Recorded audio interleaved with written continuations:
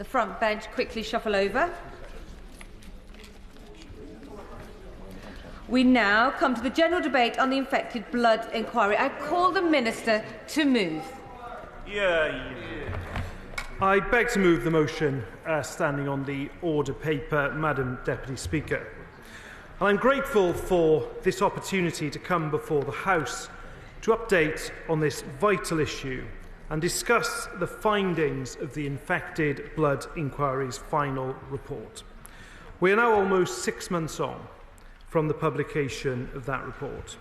And I'm pleased to have my right honourable friend, Minister Gwynne, on the front bench with me today. He will lead on the elements of the inquiry report that are a matter for the Department for Health and Social Care. And we are as one in our determination to drive forward this vital work and deliver action on the findings of the infected blood inquiry's report. It is, Madam Deputy Speaker, the very least that the infected and affected victims of this appalling injustice deserve. Now, as members, honourable and right honourable members, will be aware, I have made a number of statements to this House regarding the progress the Government has made on the compensation scheme.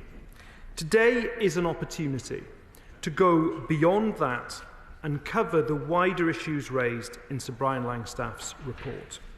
And I'm grateful to colleagues across the House for their engagement on this matter.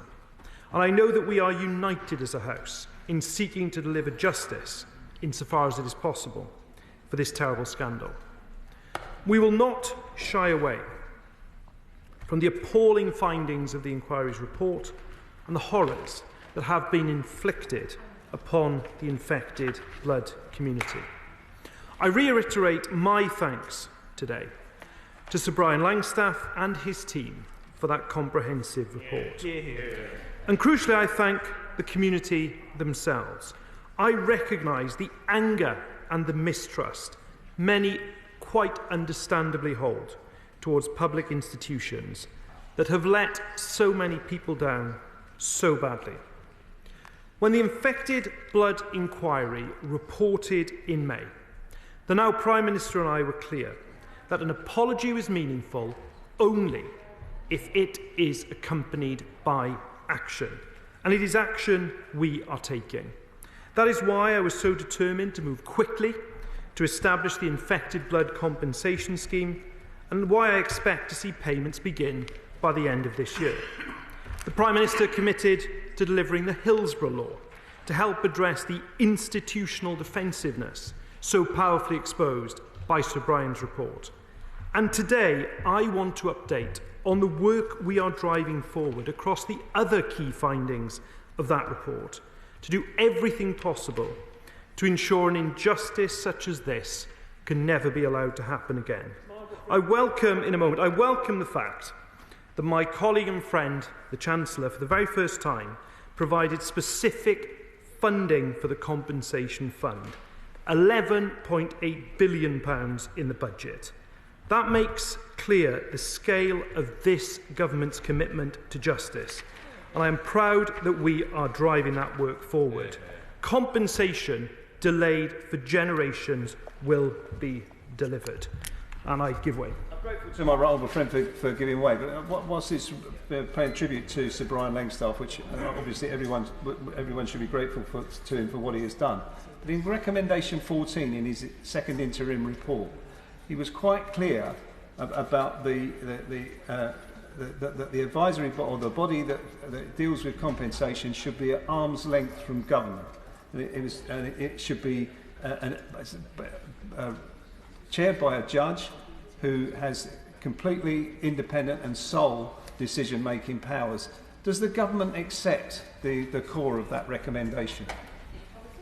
Well, the Infected Blood Compensation Authority has operational independence. Of course, the government has stewardship for the amount of money that has been allocated here. And as my honourable friend will appreciate, the £11.8 billion that has been allocated to this is a huge and substantial commitment.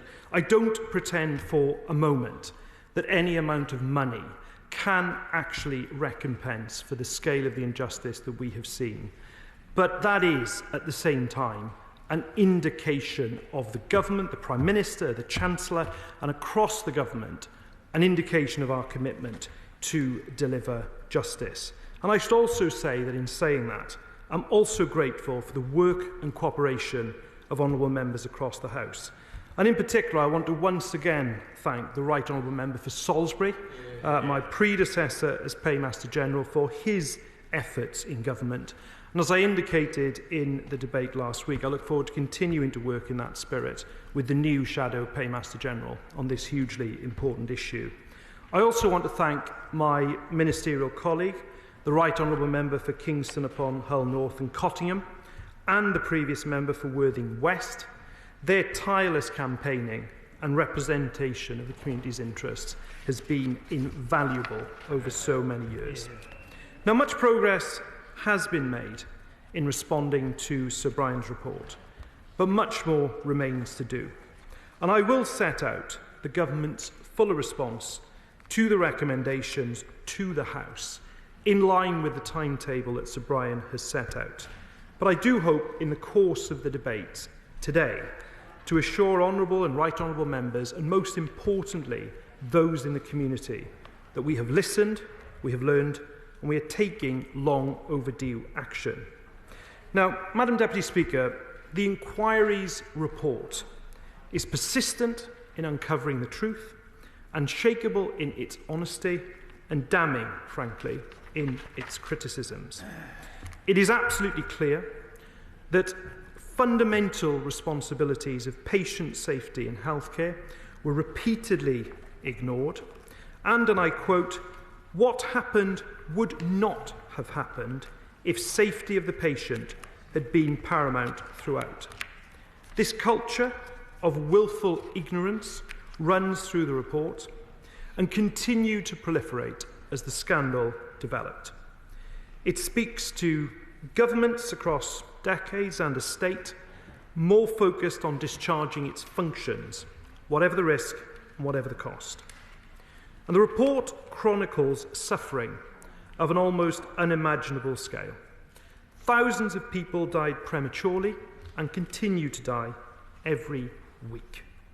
Lives completely shattered, evidence destroyed, victims undermined, families devastated, and children used as objects of research.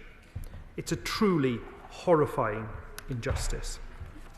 Yet Sir Brian's report, Madam Deputy Speaker, goes much further.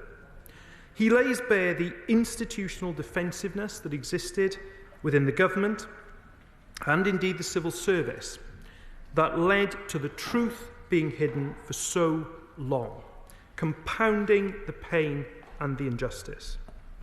Sir Brian highlights, and I quote, "the consequences of civil servants and ministers adopting lines to take without sufficient reflection when they were inaccurate, partial when they should have been qualified, had no proper evidential foundation, and made unrealistic claims that treatment had been the best it could be." These actions are the very antithesis of public service. And that is why I know there is such collective determination to learn the right lessons and to act on them. Now, Madam Deputy Speaker, there is so much that can be said about the volumes of evidence that Sir Brian has uncovered. And I know through the course of the debate today, many members here will raise important and vital issues. But let me be absolutely clear. The report details utterly unacceptable failings on a chilling scale, and this government will do everything in its power to address them. And through acting on these lessons, we must ensure that all those who have suffered and those who've campaigned have not done so in vain. I turn now, Madam Deputy Speaker, to the 12 recommendations the inquiry makes in its report, and I'd like to touch briefly on the progress that has already been made. I know members across the House are keen to hear the details of what the government intends to do in response. The recommendations are wide-ranging. They are being given full consideration, and as I've already indicated, I will provide an update to Parliament by the end of the year against each and every one of the recommendations. Now, firstly, on compensation, I have updated the House already on a number of occasions of the progress that is being made. And following the debate in this House on the regulations we have made to establish the Infected Blood Compensation Authority and the core route for compensation for infected people, I am grateful to honourable and right honourable members across the House for their contributions to that debate, but also, crucially, for the support there's been across the House to ensure that the delivery of compensation is not delayed in any way by Parliament. Now, I will give way to the Honourable Lady. I thank the Honourable Member for giving way. What assurances can be offered that the Infected Blood Compensation Authority has sufficient staffing and resources at their disposal to meet expectations of the swift payments promised by the government? I'm grateful for that intervention, and I can assure her that the government will ensure that the Infected Blood Compensation Authority has that support that it needs. I expect the Infected Blood Compensation Authority to be making the first payments to infected people by the end of the year and start making payments for affected people next year. And indeed, further regulations will be required for people who are affected, but it will not disturb that timetable that I've set out. And I say to the House, I intend that that second set of regulations will be in force by the 31st of March next year. Over £1 billion has already been paid out in interim compensation, and the government has opened applications for interim payments of £100,000 to the estates of deceased people who were infected with contaminated blood or blood products and have not yet been recognised. I'll give way. Thank you to me, honourable friend, for giving way. Last week I had a constituent who came to the office whose mother died 50 years ago after a blood transfusion, giving birth to a fourth son. She died 8 months later. When the family have gone back in to get the medical records, they've all been destroyed. All the medical records have been destroyed. When we talk about the cover-up, obviously they're making that link quite rightly. Is there anything the government can say to reassure my constituent that her case will be heard?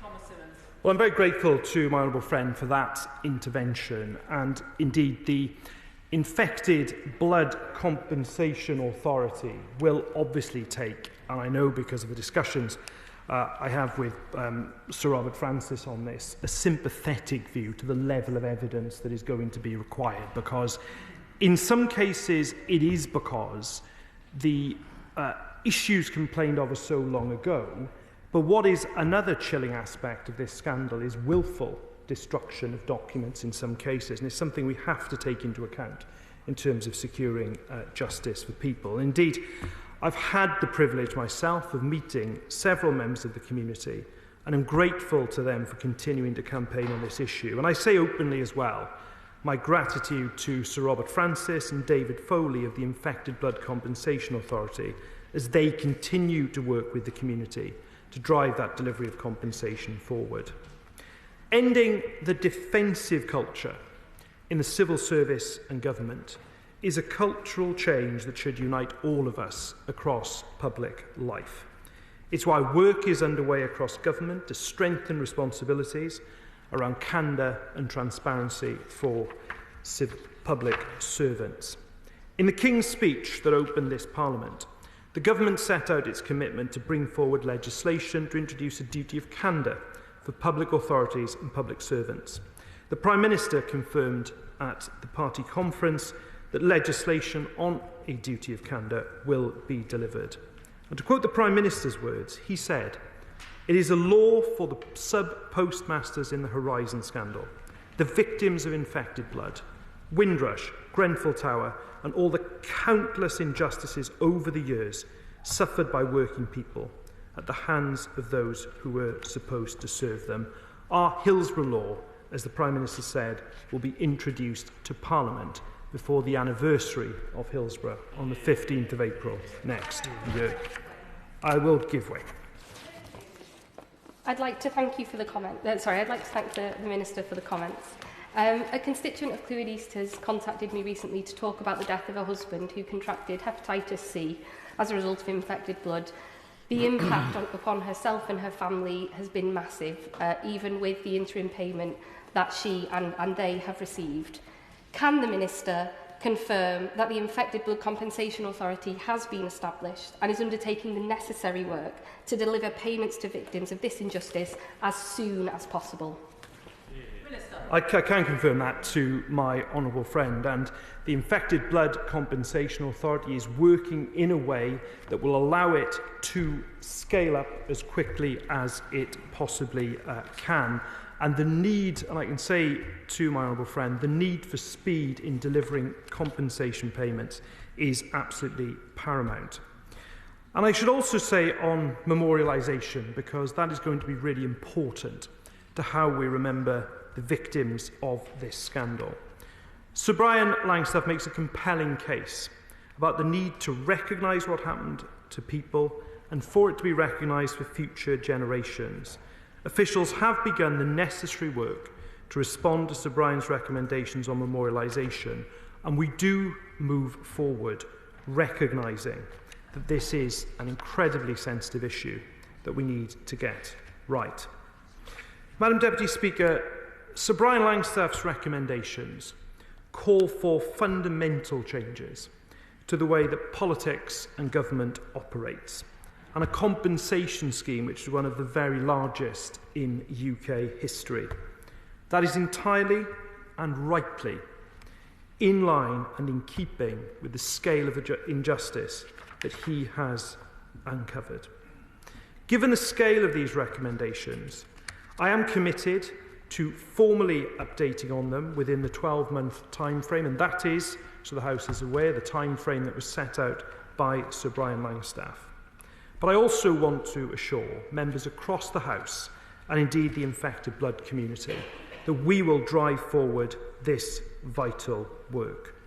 We will deliver changes that are needed that will stand as a testament to the bravery and determination of people who have been so badly failed.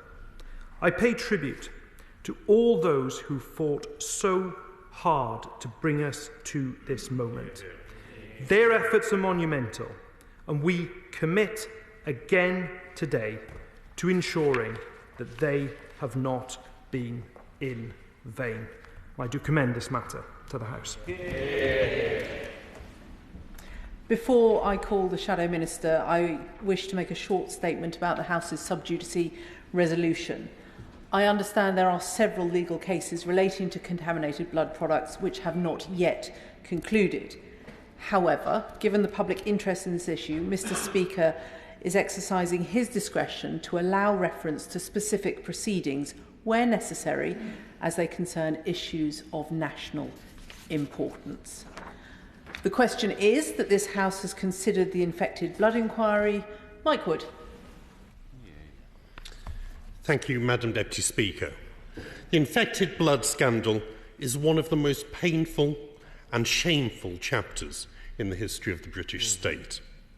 For decades, hundreds of individuals with bleeding disorders and other conditions were infected with HIV, hepatitis B, hepatitis C, due to the use of contaminated blood products such as Factor VIII and Factor IX, often imported from overseas.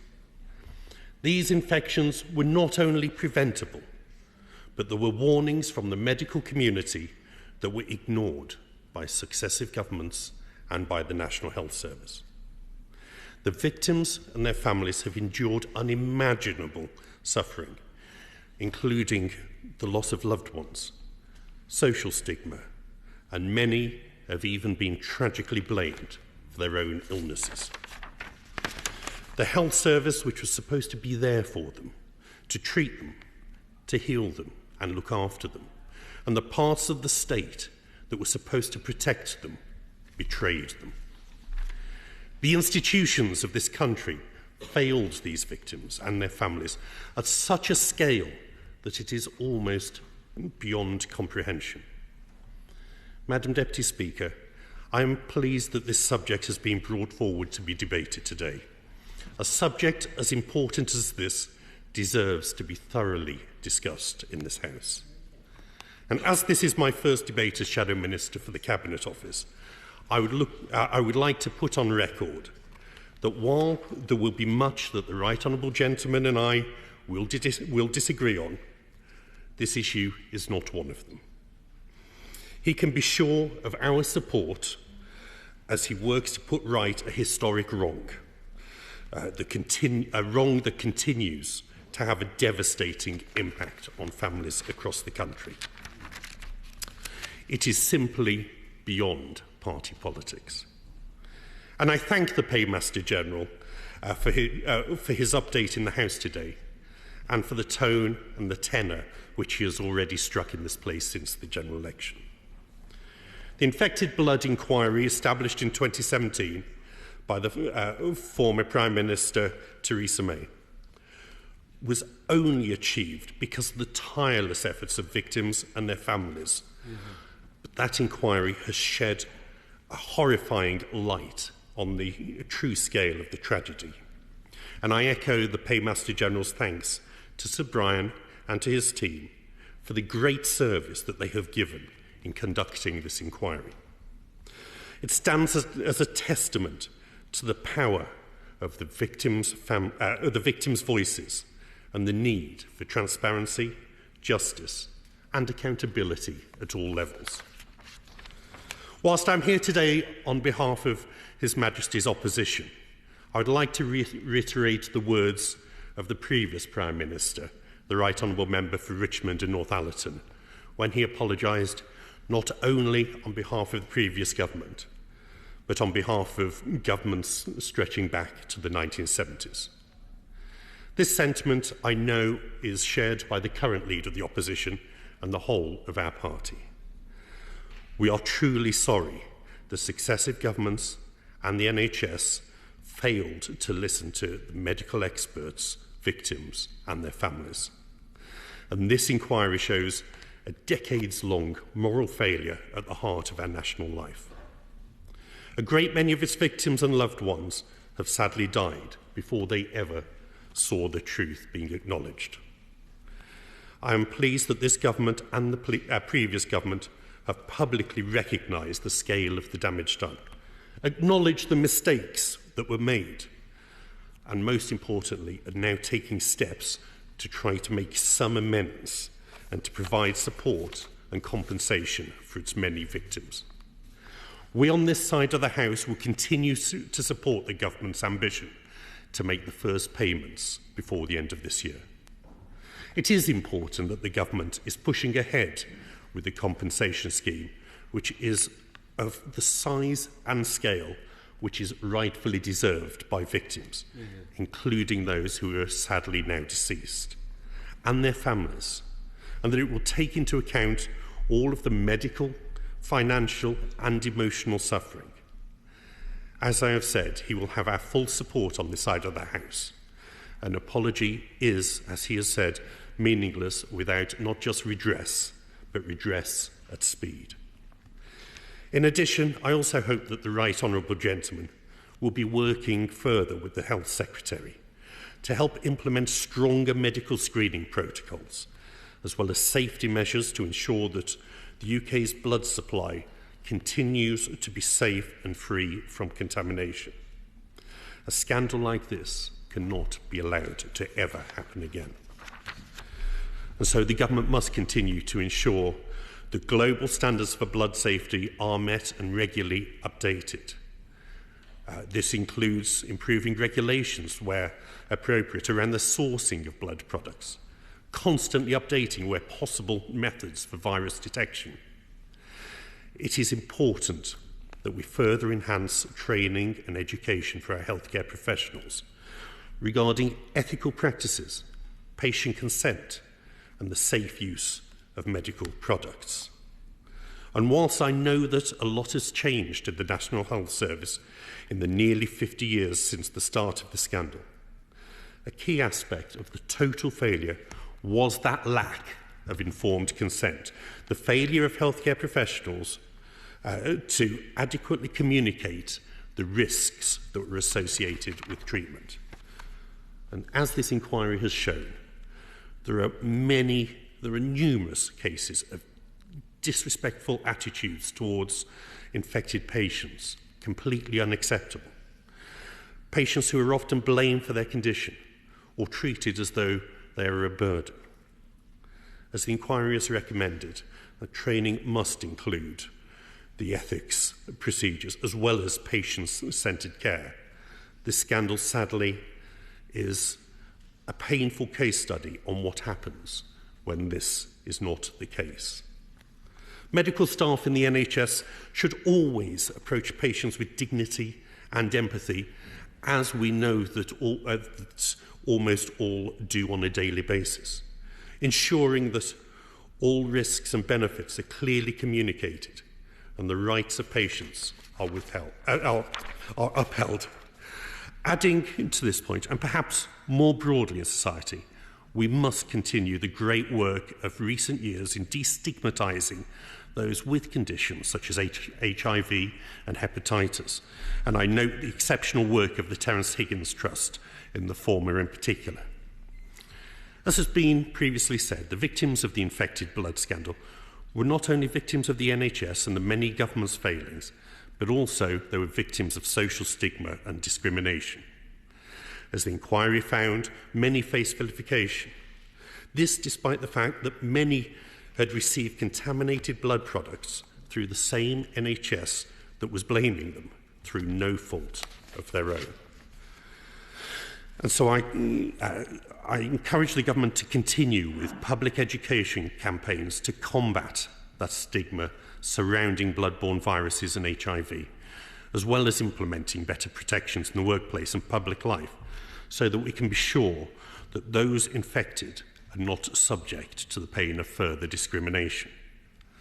Finally, Madam Deputy Speaker, I'd like to put on record my own thanks. My thanks to the brave victims and their families. As I said at the start of my speech, we would not be here today if it was not for them. Their campaigning, their hard work, their faith to keep going when nothing seemed to be changing, when the message simply didn't seem to be getting through. Their relentlessness to fight, knowing that a great injustice had been done, their love for their friends and family members, many of whom are sadly no longer with us today, who are all impacted by this terrible situation. Their courage is truly awe-inspiring, and no amount of compensation will ever undo the great tragedy. So great is the pain and the suffering which they have been through, but I sincerely hope that moving forward, that perhaps one day they will have some peace. Peace in the knowledge that they have been listened to by their government and their health service, and that all their hard years of campaigning, the abuse and vile vitriol which many have faced, was not for nothing. That in the end, after far, far too long, they have indeed been heard, and that because of all their combined efforts and sacrifices, we can come together now to help make sure that something like this will never happen again. They have moved the nation and this Parliament with their deeply personal stories, and we are all sorry, deeply sorry, for everything that they have been through, for everything and everyone who they have lost. And I thank them all for their extraordinary bravery. Ian Lavery. Thank you, Madam Deputy Speaker. In the past 3 years alone, I've spoken in this House about the delays the victims of the contaminated blood have faced in obtaining justice and receiving the compensation they deserve at least 10 times. And I've got to say, progress has been painfully slow. And as my right honourable friend stated earlier, there is much anger. There is frustration and mistrust. And that's an issue which we need to deal with. It hasn't gone away. It hasn't been diluted as a result of a general election. People are genuinely, and rightly so, rightly so, are very angry and have a mistrust of anybody that's dealing with compensation for contaminated blood. In May 2024, the inquiry found over 3,000 of those suffering as a result of the scandal had sadly died. The victims continue to die many without receiving compensation at the rate roughly of about 1 every 2 days. So I wouldn't like to calculate how many people have actually died in the last 10 times I've spoken in the House. And between now and the times my right honourable friend mentioned about further legislation, whether we like it or not, there's going to be more people sadly passing on as a result of this scandal. I appreciate that my right honourable friend, the Minister, has only had a few months to try and rectify the consequences of what I can describe only as the previous government's slow response to the inquiry's chair, Sir Brian Langstaff's demands. But again, I'd urge him to do everything in his power to ensure that the Infected Contaminated Blood Authority hires the staff that's needed to address the challenges and the designs and procedures required with the utmost of urgency. I'm sure that my honourable friend has got the message. I've spoken many times in the House of my own constituent, Sean Cavins, Madam Deputy Speaker. Sean was one of the youngest people in the country to be infected with hepatitis C as a result of being given contaminated blood.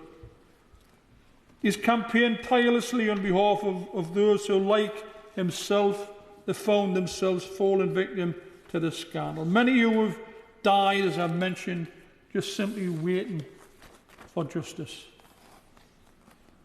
At the current rate of settling claims, which is another huge issue, those victims and many others are concerned that many more people will die without ever seeing a halfpenny of compensation for themselves or even their families. The question whether the government is acting quickly enough, with only 270 claims expected to be dealt with by the end of the financial year, and more than that, 4,500 claims in limbo. I think we'll all share their concerns. I'm not sure if it's good enough, Madam Deputy Speaker. I'm not sure if it's good enough at all. Sean's 43 years of age now. He was infected in 1983 with hepatitis C and other viruses. He wonders whether he fits in the selection process. He'll not be alone in wondering whether he must simply hang on and hope to survive long enough to see justice done for himself and his family. And whilst the scheme currently has no effect on payments made through the infected blood support schemes, this will cease to be the case in the new financial year. I'm hoping that my honourable friend will review this approach and extend the deadline so that people who receive payments after the 31st of March 2025 do not see this deducted from compensation through the new scheme. It's a point, obviously, I would like my honourable friend to consider. Fundamentally, Sean and others are concerned that those currently on the IBSS are not automatically being offered the core route payment. And they're wondering why they cannot be simply offered a lump sum payment equivalent to payments up to the average life expectancy of 86. They're also concerned that the rates to be offered in compensation are rumoured and I'll underline rumour, to be only 20% of current annual payments. I'm sure that'll be outlined by my honourable friend in the winding up. The uncertainty regarding the compensation scheme's date of infection criteria is causing concern amongst victims. The burden of proof for those who were infected after screening began for relevant viruses is deemed by the IBCA to be higher, but without any clarification on what that actually means in practice. I'm hoping that the Minister can provide such clarification. Screening began for HIV in November 1985, for hepatitis C in September 1991, but for hepatitis B as early as December 1972. Sean was infected, as I mentioned, with hepatitis B in 1983, and he needs to know how this will affect his final compensation. Will the IBCA take into account that the screening test for hepatitis B in 1983 is estimated to have been only 43% effective? I'll repeat that, it just estimated to have been only 43% effective. Will the IBCA recognise that victims who were treated for hepatitis C were treated with the retroviral drug interferon that has well-known serious side effects on patients' mental health? And will this be reflected in the compensations? Will the Minister confirm that Sir Brian Langstaff's recent guidance is contained in his letter dated to him on the 13th of November 2024 regarding siblings of victims who deserve compensation will be accepted by the IBCA and reflected in any compensated scheme that it designs? And will, as Sir Brian has recommended, any family member whose relationship was so close to the victim that damage to their own mental, physical health caused by witnessing their siblings' suffering was reasonably foreseeable, will they receive full compensation if indeed they were also damaged? It's been reported that the IBCA will only compensate siblings of victims if they lived with the victim in the family unit for a full 2 years. Can the Minister ensure that this arbitrary restriction is not contained in any IBCA compensation scheme? And can the Minister confirm that the family of any victim who dies before his or her application to the IBCA has been completed will receive full compensation? There's indications that the IBCA has interpreted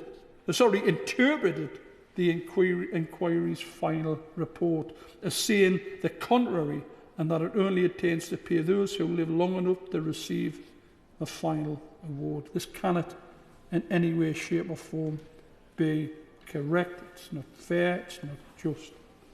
Will the Minister ensure that those who were purposefully infected as children with contaminated blood in the name of medical research are awarded enhanced punitive levels of compensation to reflect the country's abhorrence of such horrific criminal behaviour carried out by medical professions who were sworn to dedicate themselves to healing the sick? Madam Deputy Speaker, this is one thing I just cannot understand, that this whole tragic scandal is an absolute disgrace, but what is really abhorrent is the fact that this country, this great country of ours, actually used children that high. They experimented on children that high, and those children, many who haven't survived, really deserve the compensation. And it obviously is to be determined how much, and has been stated what the compensation should be, and I would ask the Minister whether or not that, bear in mind the abhorrence, the nature of what we've done as a nation, is actually enough. So, Madam Deputy Speaker, the infected contaminated blood scandal is just one of Far too many injustices in the UK over recent decades in which powerful people have treated institutional reputations, career prospects and, in a number of cases, profits as being more important than working class lives. Hillsborough, Orgreave, the Perth Service Horizon scandal, Grenfell all share this shameful characteristic. Each one has sent out the message that ordinary working class lives don't matter. The Minister can take this opportunity to show that this Labour government does think that the lives of ordinary people do matter by ensuring that the victims of contaminated blood products receive just and meaningful compensation without any further unconscionable delay. Thank you. Liberal Democrat spokesperson Liz Jarvis. Thank you, Madam Deputy Speaker. And I am grateful to have the opportunity to speak in this incredibly important debate today. I would like to begin by paying tribute to all those who had their lives destroyed by the infected blood scandal and everyone who has campaigned for justice. They include my constituent Gary Webster. For those members who are not familiar with Gary's story, Gary was born with haemophilia, and at the age of 9 he was sent to Trelaws College, a specialist boarding school in Hampshire. His parents hoped that the school's on-site medical facilities would enable Gary to lead as normal and happy a childhood as possible. All the boys at the school and their parents trusted the doctors who saw them implicitly.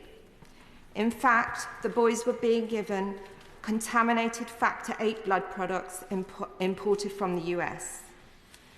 Gary was in his final year at school when he was told he'd been infected with HIV, AIDS and hepatitis, and that there was no guarantee he would be alive in 6 to 12 months. Of the 122 haemophiliac boys who attended Trelaws between 1973 and 1986, 80 have since died.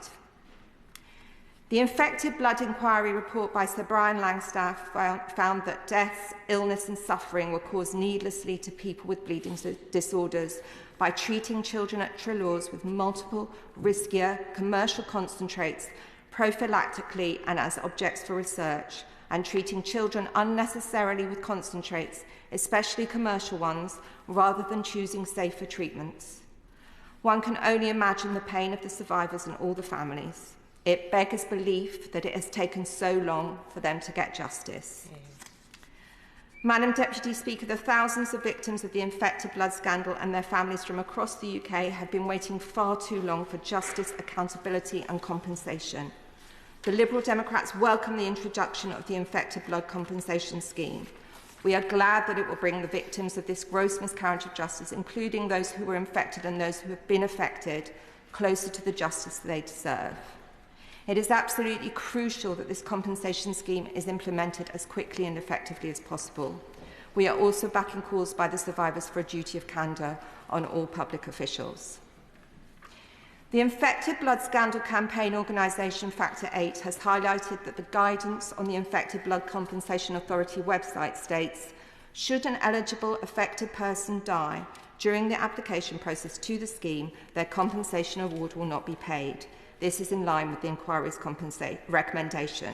However, Factor VIII has examined the inquiry's second interim report, and in the summary of conclusions on page 14, at conclusion T, Sir Brian Langstaff says, where an affected person who has not made a claim dies, the sums that they might have received if they had claimed should not become part of their estate. The key wording is who has not made a claim. So will the government update its policy and ensure all affected persons who make an eligible claim have their claim honoured?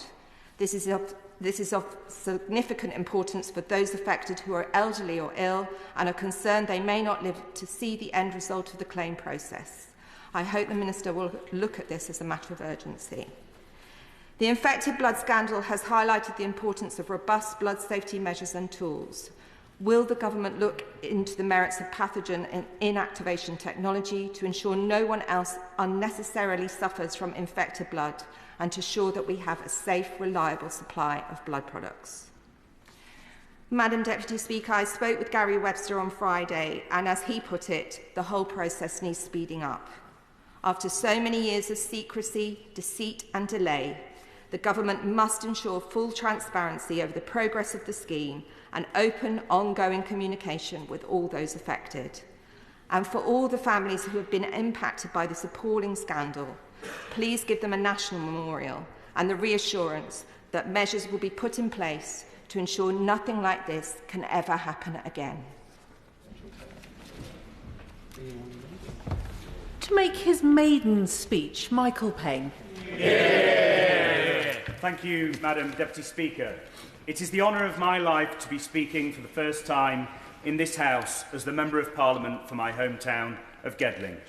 To be given the opportunity to represent your neighbours and the place you are proud to call home in the greatest democratic chamber in the world is a tremendous privilege and responsibility. To the people of Gedling who sent me here to speak up for them, thank you. I am eternally grateful for your support and trust. In my time in this House, I will work tirelessly to repay that trust, representing each and every one of you to the very best of my ability. Madam Deputy Speaker, my immediate predecessor was Tom Randall. He and I had our differences, but the fact that two young boys who grew up in Arnold and attended Redhill Comprehensive School were sent to represent their hometown in this Parliament says so much about the power of education and the value of our democracy, both of which must be cherished and protected. In particular, I'd like to thank Tom for his work in standing up for Hong Kongers in Gedling and across the United Kingdom. At the count on election night, I promised I would continue this important work, and I'm pleased to be able to restate that promise on the floor of this House today. In 1997, Gedling elected its first Labour MP, my friend, Vernon Coker, now Lord Coker. For 22 years, Vernon served the people of Gedling with distinction. He was widely respected across this House, just as he is now in the other place. As a kid growing up in Gedling, who was inspired by Vernon visiting my school, I'd like to place on record my thanks to Vernon and his wife Jackie for their service to Gedling. Madam Deputy Speaker, in listening to inspiring contributions from members across the House since the general election, I've been constantly reminded that the privilege of being elected to this House brings with it a duty to speak up for those who feel voiceless, powerless and ignored. People like my auntie, Tara Payne, whose first husband, Thomas-Symonds, died on the 1st of August 2013. He died at just 55 years of age, a victim of the infected blood scandal. Thomas and tens of thousands of others lost their lives because their own country failed them. Madam Deputy Speaker, it is only because of the courage, perseverance and resilience of those affected and their families that this government has finally committed to compensating them for this horrifying injustice. The victims of the infected blood scandal have learned through heartbreaking experience that the words of Martin Luther King are as true today as when he first spoke them. Injustice anywhere is a threat to justice everywhere. Madam Deputy Speaker, 36 years ago, if you had told the young working class boy growing up in a terraced house in Arnold, just outside of Nottingham, that he would one day be representing the place he owes everything to in the United Kingdom Parliament, he would have never believed it. And I still don't today. But Madam Deputy Speaker, the values our great country and this Parliament stand for, the parliamentarians and the trailblazers who have gone before us, mean that kids from backgrounds like mine really can achieve their dreams and ambitions, irrespective of their birthright. And during my time in this House, I promise to do all I can to ensure that children in Gedling and across the country have the best possible start in life and are given the support and education to realise their dreams and their full potential. Because, Madam Deputy Speaker, if we are not here in this House to leave a better society for future generations, what are we here for at all? I am only able to stand here and speak from these benches today for 3 reasons: a loving family, an excellent education, and a wonderful community. Let me begin with the community I'm so proud to call home. Gedling is a constituency that may not be known by its name, but it should certainly be known by its nature. A beautiful collection of towns and villages to the northeast of the city of Nottingham and bordering the banks of the River Trent. It is surrounded by the historic footprint of the ancient Sherwood Forest and the rural beauty of Nottinghamshire County. My hometown of Arnold is a market town with a proud history of hosiery. It was the centre of the framework knitting industry in the 19th century, and it was the site for the first frame-breaking incident of the Luddite riots in March 1811. Now, Madam Deputy Speaker, not that I agree with their view on technology in the workplace, but, Madam Deputy Speaker, theirs was a cause of fighting for increased pay and conditions and improved living standards, a cause just as important today as it was then. It's why, Madam Deputy Speaker, I'm proud to serve as a government, part of a government that is introducing the biggest advance in workers' rights for a generation. Yeah.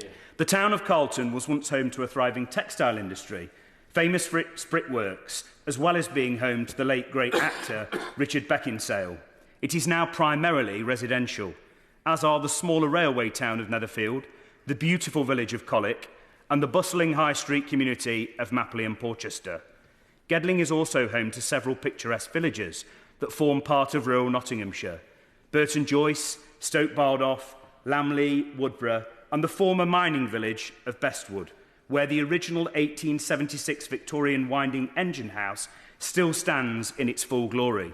Thanks, Madam Deputy Speaker, to the work of the Winding Engine House Volunteer Group and the Friends of Bestwood Country Park. At the heart of the constituency is the historic village from which the constituency took its name, Gedling, home to All Hallows Church, whose beautiful spire was an inspiration to one of the architects of this palace, Augustus Pugin. All Hallows stands proudly in the landscape of its surroundings and at the foot of the former Gedling Colliery. Gedling Colliery was one of the most important collieries in Nottinghamshire, known as the Pit of Nations, in honour of its diverse workforce, including from the Windrush generation. It was here, Madam Deputy Speaker, that my granddad served as a coal miner. I still remember the tear in his eye when, on the 25th anniversary of the colliery's closure, I accompanied him and his former coal miners on a visit to Gedling Country Park, which now stands in the place of the former colliery, and which I was proud to play a part in creating as Deputy Leader of Gedling Borough Council. Madam Deputy Speaker, the miners of our past powered this country's future. We owe them an eternal debt of gratitude. It's why I'm so proud to be part of a government that is finally ending the miners' pension injustice. Madam Deputy Speaker, my family have lived in Gedling for generations. They mean everything to me. I grew up in a home where hard work, respect, playing by the rules and honesty meant everything. These are the values that matter to most families, and they are the values that will guide me during my time in this place. Growing up as the son of a mechanic, watching your dad work hard at 3 jobs just to keep a roof over your head and pay the bills, you learn the meaning of hard work and the true meaning of family. Growing up watching your granddad and your nana spend many years raising much-needed funds for Derrymount School, a school for children with special educational needs and disabilities, you learn the meaning of compassion and never looking down on anyone. And growing up as the son of a mum who went without so that I could be the first in my family to go to university, you learn the meaning of true love and selflessness.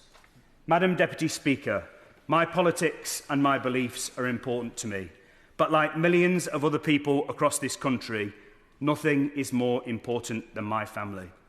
It's for this reason, Madam Deputy Speaker, that making this maiden speech hasn't been easy. There are 2 people I desperately wish were watching from the gallery today: John Herbert Waplington and Joan Edna Waplington, my nana and my granddad. Their love, compassion, and the values that they and my parents taught me are the reason I am who I am today. They are the reason I believe in helping others. My nonna and granddad were so proud to see me elected to serve my home community of Gedling Borough Council in May 2011, and they would have been even prouder to see me elected to this place to serve our home community. It's true, Madam Deputy Speaker, that love really is the greatest gift one generation can leave to another, and I'm forever blessed to have been loved by both of them. Yeah. Madam Deputy Speaker, Gedling is full of people with compassion and desire to serve others. I've had the privilege to meet so many of them over the years. People like Helen Lloyd and the volunteers at Arnold Food Bank, Tina Simpson and the team at Netherfield St George's Centre, Nathan Kenny and Mapley All-Stars, Joel Baldry and the team at the Ark in Gedling, the Friends of Gedling Country Park, Daybrook Bowls Club, who are celebrating their centenary this year, the wonderful musicians of Burton Joyce Community Brass, and the many, many more extraordinary people and groups who make Gedling such a wonderful community. Gedling is also home to brilliant schools with inspirational teachers and staff.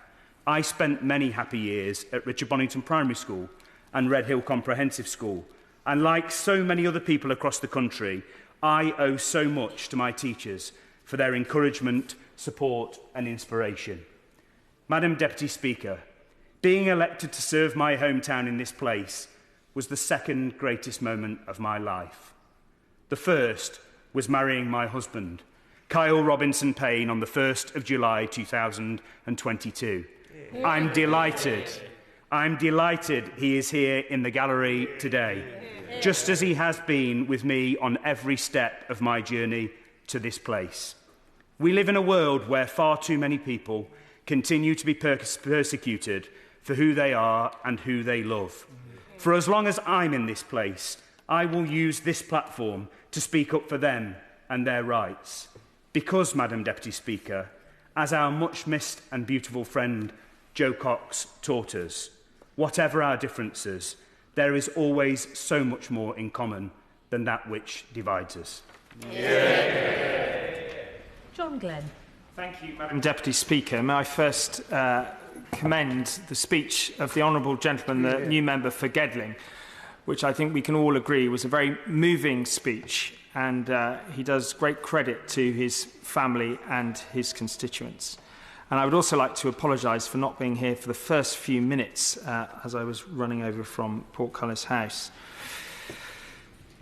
I had the privilege of being the minister responsible for the infected blood compensation scheme. And on the 21st of May, I brought the scheme to the floor of the House from that dispatch box.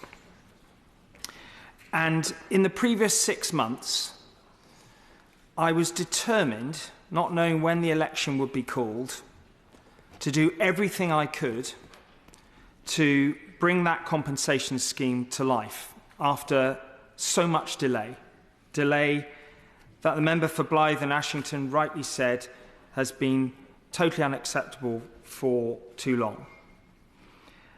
And in my remarks to the House today, I want to pay tribute to the victims.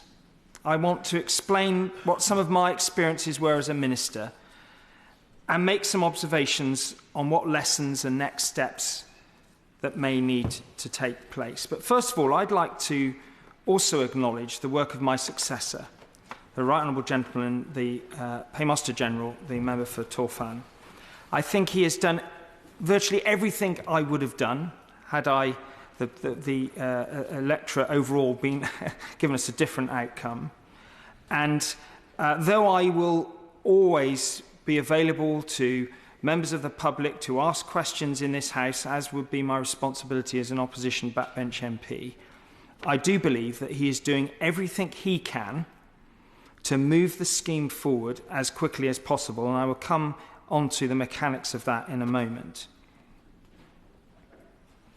During the month of May, I participated in 18 meetings. I met representatives of 40 groups in London, Leeds, Birmingham, Cardiff, Belfast and Edinburgh. Each meeting was a profoundly emotional and moving moment for myself, and I think the officials who accompanied me. I met people who had gone through unimaginable suffering and uncertainty not just for a matter of months, but in some cases for a number of decades. Some had been infected through their marriage, some had been born as haemophiliacs and then been treated in ways that had consequences that we've spoken about today. Some had transfusions when giving birth to their children. Some received blood transfusions from imports that proved to be defective. Some had hepatitis C, hepatitis B. Some had HIV. Many had a combination of different conditions. And some had been family members of those who'd been infected. It was a humbling but tragic set of moments. And in those conversations, I looked those individuals in the eye and I said to them, I am sorry. I am deeply sorry on behalf of the British state. It was a great privilege to be asked to do that on behalf of His Majesty's government.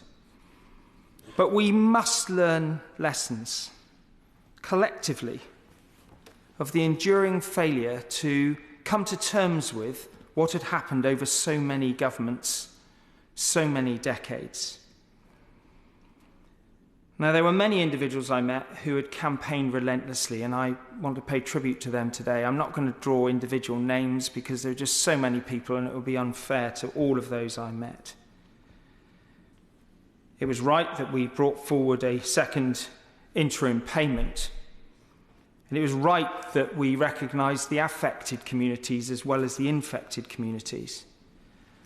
It was very tragic for me to see how there were sometimes disputes and divisions amongst so many of the communities because so much time has passed, so much fear had existed around who would be looked after first, and therefore would there be any constraints on the money that was available. But let me just step back to the previous year, 2023, when after the Remembrance weekend I was asked to move from my long tenure in different roles in the Treasury to the Cabinet Office and become Paymaster General. And the previous year I had had some exposure to the challenge of making provision for compensation.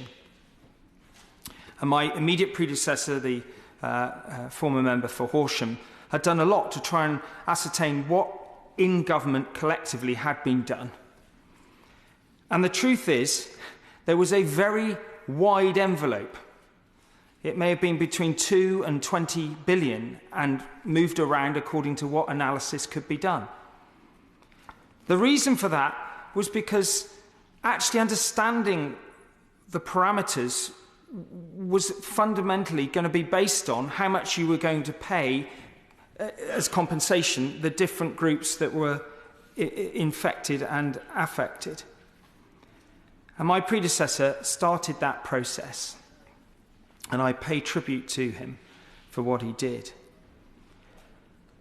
But I also want to pay tribute to the former Chancellor, my right honourable friend, the member for Godalming and Ash, who said to me when I left the Treasury that you have one duty in that job, and that is a moral duty to resolve the compensation scheme. And I honestly believe that he was critical in ensuring that we got to where we did on the 21st of May. I also want to pay tribute to the Right Honourable Lady, the member for Kingston upon Hull North, who did so much, just sat behind me here at every questions, challenging me on what I was or wasn't doing. And as the Right Honourable Gentleman knows too well, there are always constraints that his officials will say, well, I wouldn't say that at this point, and you're always trying to say more. But I was just acutely aware of how frustrated all those communities were, and that whatever I said, unless it was crystal clear, it would set off another storm of speculations on social media. On advice of my officials, I appointed Sir Jonathan Montgomery, and in the early months of 2024, he assembled a small group of technical experts to advise on how to translate the compensation study of Robert Francis into a scheme, into a full compensation scheme. Injury impact, social impact, autonomy, a care award, financial loss award. How, across those 5 heads of loss, could you put a number to the relative suffering across all of those different conditions? The loss of a normal life, the loss of the ability to work, the loss of a sense of respect from the community in which you lived, and stigma, as others have referred to. Now, it was suggested to me at the time that I'd done it the wrong way round. I should have engaged with the community, and I took the view that we weren't going to get that resolved if we'd done it that way round, but I knew it was critically important, and I always had the expectation and intention that all the communities would be engaged with. And that's why on the 21st of May, when I announced the scheme to the House, I established, as then happened, in June, a series of engagements where Sir Robert Francis met with representatives of the infected and affected communities to go through the scheme and establish where there would be changes and need to be changes. And I pay tribute to my successor, who engaged with the output of that work, and as per the timetable that had been agreed, made the changes, virtually all of them, that were requested. Now, I hear today, understandably, urgings from across the House for speed to make this happen sooner, to get the payments made. And I totally understand that. I, to some extent, agree with it. But I want to reassure the House that David Foley, a superbly experienced civil servant who is now setting up and heading up, I think, the Infected Blood Compensation Authority, as an arm's-length body of government, the Right Honourable Gentleman, nor could I have done, written the cheques ourselves to set up the processes, the systems, to evaluate entitlement and get money out as quickly as possible. And speed for those infected individuals of around 4,000 who are alive is obviously an imperative. The reason I took the 210,000 second interim payment decision alongside the 100,000 from October 2022 was because I was advised, and I pressed and I challenged my officials to get to a number that was the maximum that everyone would receive. But it is, of course, wholly necessary to not just get a first tranche to be fully paid out, but to get everyone else paid out as well. Now, I acknowledge that there are questions about how to verify when the date of infection occurred, but there has obviously got to be, despite all the bad things that have happened, reconcile speed and effective decision-making with also ensuring that we pay the right people who are entitled. Now, in Sir Brian Langstaff's 7-volume report, which I went to see the launch of publication on Monday, the 20th of May, he made a number of recommendations, and the Right Honourable Gentleman has indicated the government's willingness to honour those, the national memorial. I think he also asked for biannual meetings of those who have suffered, to come to grips with the duty of candour. But I want us as a House to be clear and honest about what we're really asking for here. Because when you read that report, you see that it spanned different decades, different generations of ministers, civil servants, orthodoxies in the medical profession. And what we need to encourage is curiosity amongst individuals who see things going wrong, but are held back from being truly candid about it, because there tends to be a groupthink that prevents a thorough interrogation of what should be done. Distortions happen. Recollections have varied. The medical profession, indeed, would make different judgments now than they would have done at different points in the past. And I think we need to be wise about what that duty of candour looks like going forward, but we need to grasp the core argument that Brian Langstaff makes, that we have got to change the culture across government, across public service, and in politics, where ministers, I hope the right honourable gentleman doesn't move, and if he does, I hope he moves up. But if he stays there, that he can have an impact over time. But when ministers do move, they have a received wisdom from their officials from a previous iteration. And we need to encourage the infusion of new ministers sometimes to ask challenging questions and allow that to make progress. I have some profound concerns about public inquiries, however. There's been a lot said in recent months about the multiple public inquiries that have occurred and how can we make them more systematic and aligned. And of course, the secretariats and the processes that are run obviously can be streamlined. They are presented as the only cathartic method for the British state to come to terms with something that's gone wrong. They're often not constrained in any way. They are typically led, and I have nothing against retired High Court judges, Madam Deputy Speaker, but sometimes we do need to broaden the expertise and judgments, have economists, have other people involved in looking at some of these things.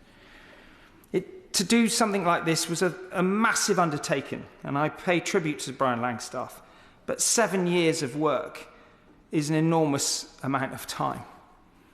And I'm not an expert on this, but when I think about the read across to the COVID inquiry, many people have expectations of what that will deliver. But in other countries, such analyses have brought forward recommendations and changes much more quickly. And I do think we've got to get that balance right, not to cover up anything, but because we end up putting things into the long grass for so long, and we need, as a Parliament, to come to terms with that. I've probably spoken for too long, but I hope I can be forgiven given the role I had in this particular enterprise. But I do want to pay tribute to the work that's been done by those that are responsible for bringing this to this point. I want to pay tribute to all the victims and campaigners who have been so determined through numerous knockbacks from governments over the years. My own government, absolutely has got to take its full share of the blame for that. Interim arrangements were made. Ad hoc compensation schemes were set up. But responsibility was not taken by the British state. And it's absolutely right that we have done so now. I don't think social media is very helpful in helping us come to terms with the trauma of all of this or giving clarity to those that need it. But I wish David Foley and the IBCA well. I think there will be a series of letters about how to interpret individual recommendations, but he is setting up an efficient mechanism that will, once it starts delivering, will deliver more and more rapidly. I'm convinced of that. For some, it can't come soon enough.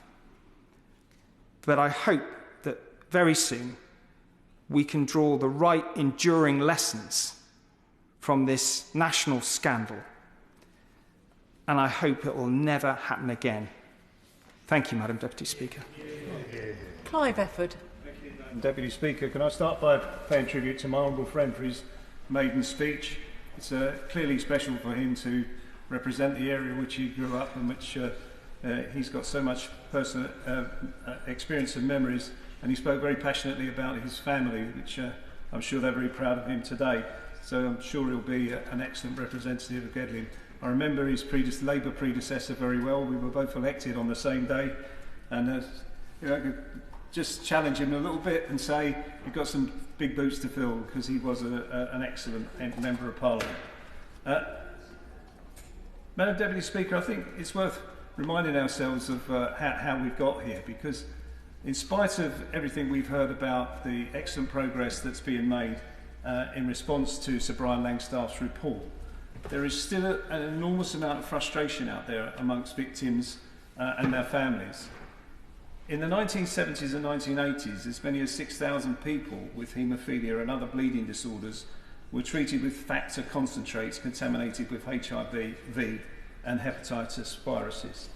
Almost all of them were infected with hepatitis C, and around 1,250 people, including 380 children, were also infected with HIV. Some of those unintentionally infected their partners or other family members. More than 3/4 of those infected with HIV have since died, and around 1/3 of those infected with hepatitis C. Of those still alive, many are in poor health due to liver damage or from living with long-term HIV. Additionally, around 26,800 people were given blood transfusions that were infected with hepatitis C. All of this was avoidable. By the 1970s, blood and blood products were already known to transfer viruses. It was known that the use of pooled blood products increased the risk of infection significantly. These risks were ignored by leading clinicians, ministers, and civil servants. They failed to take appropriate action to end their use and ensure the use of safer products. Pharmaceutical companies and leading clinicians did not share appropriate information about risks with patient and patient groups. They failed in their duty of candour. No wonder that the victims of these crimes mistrust the state that should be there for them, to protect them, to be on their side. We are here because despite many dying along the way, one victim dying every 4 days, the surviving victims refused to give up, refused to be defeated. They won their battle, and over and above that, they won the right to be included in the decisions, as Sir Brian Langstaff made clear in his report. All along, the victims have been lied to, refused access to information, records have mysteriously gone missing, and more recently, they have found themselves repeatedly let down by the government, and it has to be said, in the form of the Cabinet Office. The Cabinet Office control the decisions, and the Infected Blood Compensation Authority, and I hear what my right honourable friend said in answer to me earlier on about they have operational independence, but ultimately it is the Cabinet Office that is making the decisions, and the victims are not included in the way that Sir Brian recommended. Victims feel decisions are being made without their involvement. Victims suffering with hepatitis C feel particularly excluded and don't feel that their suffering has been fully recognised in the compensation scheme. Sir Brian Langstaff recommended in his interim report that there should be an arm's length body, and I won't read the whole recommendation, but can I just read this? I recommend that an arm's length body should be set up to administer the compensation scheme with guaranteed independence of judgment, chaired by a judge of High Court or Court of Session status as sole decision maker. And it also goes on. It should involve potentially eligible persons and their representatives amongst those in a small advisory board and in the review and improvement of the scheme. And finally, it says permit the hearing of applicants in person. None of this is part of the compensation process, yet it is here clearly, and it's the intention of Brian Langstaff that the victims should be involved much more. I'm very grateful to my old friend Gwynne Way. Can I just say, first of all, in terms of listening to the victims, obviously during the general election campaign, I mean, my predecessor set it up. It continued under the aegis of civil servants in that period. There was an extensive consultation exercise, after which 74 recommendations were made, listening to the community on changing the scheme. The government accepted 69 of the 74 recommendations to be implemented. So, I really would suggest, my honourable friend, that was very much listening to concerns about the original formation of the scheme. But could I also say to him, in respect of the Independent Blood Compensation Authority, I do strongly recommend that he, as chair of the APPG, does meet with Sir Robert Francis and indeed Sir David Foley and can speak to them about precisely the matters he's raising about the involvement of the infected blood community, which is hugely important. Yeah, I'm fully aware of the consultation that took place, but what's described here by Sir Brian Langstaff is ongoing involvement of the victims in the process going forwards. That they are part of an advisory panel and that they continually advise the compensation board. And in regard to David Foley, I know that David Foley was at the conference at the weekend of the organisation that represents people with hepatitis, and they were very pleased with the discussions they had with him. But nonetheless, in spite of that, since then I have had communication with people who were at that conference, and they have made it quite clear to me that they do still feel frustrated that ultimately the Cabinet Office is in control of the decision-making process. And if that, and my honourable friend may take issue with that, but nonetheless, he should take note of the fact that there is that belief out there, and we need to deal with it. Group for giving way, and he's absolutely right, and he's right to labour this point, because all that we're hearing from representative groups and those that make sure that they represent all the people who are involved in the infected or affected community is consultation with government. They just want to be listened to and properly consulted with, as all these regulations are going to be designed and going forward. So he's absolutely right, and I don't understand the Minister's sensitivity around all this, and I think he's just got to be aware, and I'm pretty certain that he is aware, that there is a sensitivity around this when it comes to the community. I couldn't agree with him more. What I'm really trying to raise here and make my honourable friend aware of is the strength of feeling that there is out there that needs to be addressed. We are not going to satisfy people about the process unless we address those concerns. And one of the things that is driving that is that the process that we have at the moment is not what was described in the report of Sir Brian, and also not what was expected at the time that he published his reports. The victims and their representatives feel excluded, and on top of that, they feel enfeebled because of a lack of resources for advice and advocacy. And I have to say to my honourable friend that there is further to go if the victims are to have complete faith in the process. There is frustration that the people they have been battling against have been put in charge of the reparations. Surely my honourable friend can see their concerns. The death rate is now 1 every 3 days, and the increase in the rate is largely due to those with hepatitis who have been suffering with long-term chronic liver disease. And now the Red Book in the budget sets out that compensation will be paid over 5 years, and at that rate, in that period, another 600 people will have died without getting justice. The Treasury must not become another reason for the delay in justice for the victims. So can my honourable friend ensure and can he guarantee that that will not be the case? Now, I'm aware that Sir Brian Langstaff has written to my honourable friend about the rule on siblings of 18 years of age at the time that their sibling passed away.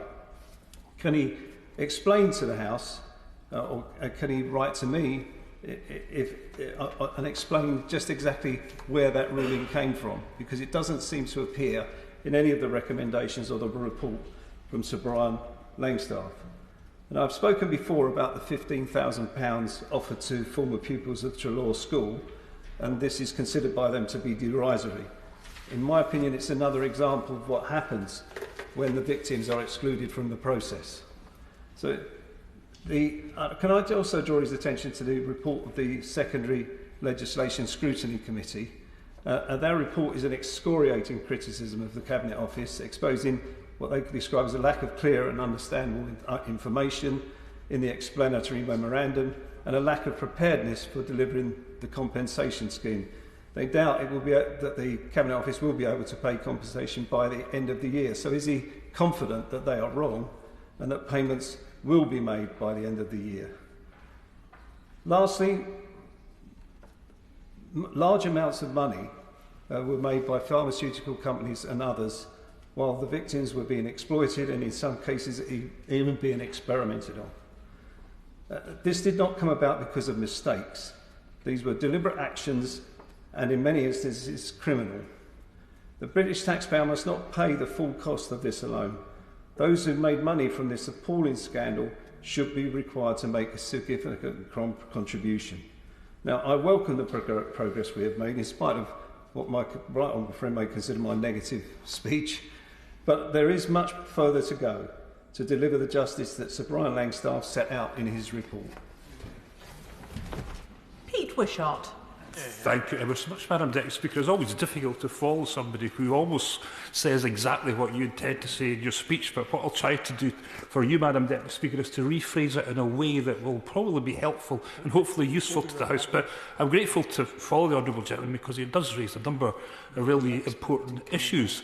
And I think it's really important that this is listened carefully from the front bench. And I notice once again the Minister's reaction in response to the Honourable Gentleman. And I think it's just got to relax a little bit. What we're trying to do, Minister, is help out, be the voice of the community who are telling us these things that they want to be engaged with, that they want to be properly consulted with, they want to be part of the process. This is what they're telling us in the all-party group, and this is what we're hearing from all the representative groups right across the United Kingdom.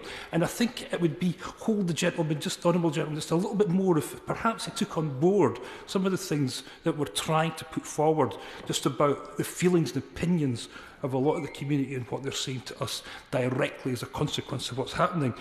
But I want to congratulate the government for honouring their commitment to have a debate. It's a pity we didn't get the full day. But the one thing I've noticed is it's getting a bit quieter when we're having these debates and statements in the House. And what I'm hoping for is that this isn't going to be a fatigue when it comes to discussing the important issues around the infective blood scandal and the ongoing compensation schemes and the very detailed approach that we're going to have as a House. And I'm really hoping that we're not going to get to the stage where the government see this as job done, another box to be ticked, infected blood, there we go, dealt with, and we now move on. And I think it's incumbent upon all of us who were involved in this campaign to make sure that we continue to press this to government, that we do make sure that we are talking up on behalf of our constituents and those who are impacted and affected. And I really hope that we do start to see perhaps some of the newer Labour members particularly taking a bigger interest in some of this. We used to have really involved, detailed debates and people turned up and played their part. And I'm sure a lot of them represent people who are impacted and affected by this. So it would be good to see a few of them turn up. And of course, I give way to the Honourable Gentleman. I'm very grateful to the Honourable Gentleman. I mean, I think it's a good sign that there are fewer members of Parliament here because it shows that there is meaningful progress. And I don't see from the Minister tetchiness. What I see is somebody who has actually listened carefully to representations of the community and acted on them. Now, I do accept and acknowledge that there are outstanding matters, but actually, if you've set up a campaign infrastructure for 20 years in some cases to campaign, it is quite difficult to adjust to delivery mode. There is no one in the House more experienced than the right honourable gentleman, and I know and I've paid tribute to his what he's done in government for the way that he brought this forward, and again I do that today, and he's right, and we've got to try and be a bit careful. But I think all of us involved in this are just trying to be helpful when it comes to going forward with this debate, and he's possibly right that maybe there is a satisfaction that things have done and moved on, and we are at a different stage of the campaign, but I think it's still important that we continue to ask the questions of the government, because I think that's what we're all trying to helpfully do in this debate here today. And there's a couple of issues that I want to just try to pick up a little. Yes, well, as long as he doesn't poke me in the back again like he did the other evening. Madam Deputy Speaker, one of the outstanding issues that has to be addressed has come from my constituents, and I quote, "Current proposals only allowed siblings who, while under the age of 18, lived in the same household as an infected person for a period of at least 2 years after the onset of the infection. The requirement for the siblings to have lived in the same house should be removed. The loss and suffering of a sibling who did not live in the same household for 2 years is no less than a sibling who did." Does he agree? I do indeed, and I'm happy that my speech has provided him with another opportunity to make one of his interventions in practically every debate that he turns up to. So, but yes, I do agree, and he makes a very good point, and I think that's something that the House has now heard. But there's a couple of issues that the Honourable Gentleman brought up that I just want to sort of re-emphasise and hopefully reinforce, and that is this arm's length process that we have when it comes to IBCA, because the Honourable Gentleman is absolutely right. It's abundantly clear in the interim report and the full report that there's a general expectation that IBCA is truly arm's length, divorced and separated from government. But what we're having instead is a body that is notionally accountable to government, where I think the intention, and we can't get into the heads of Sir David Francis when it comes to how he designed, or Brian Langstaff rather, when he designed this, but I think what he actually proposed and what he suggested, and I think what he expected would happen, would we have a proper arm's length body that would be responsible to Parliament and not responsible to government. But what we have is the other way around, and that's probably going to be okay, but I think just for the extra security for us who are interested in this, I think we'd like to see the original intentions of what Sir Brian Langstaff had in mind for this and make sure that it's properly independent, because I think as long as there's a sense that this is a government body or a government influenced body, there will be the continuing suspicions from a community that's been let down so badly for decades by decision makers and governments that this is just the same old type of approach that we've had in the past. So I think what my first ask to the Minister is there still a way we could look at this to ensure that we do get that proper judge-led arm's length body which is responsible to us as the representatives of the people of the United Kingdom and not just exclusively to government. Because what we're beginning to see already from IBCA, and again I've got no issue with all these involved and all the tributes that people have been made to David Foley and all the other people involved in this, I think it's been fantastic. But we're starting to see Cabinet Office-based appointments that are coming through, and again, we're not really seeing an involvement and consultation with those at the sharp end of all this, and I think we really need to see some more of all this.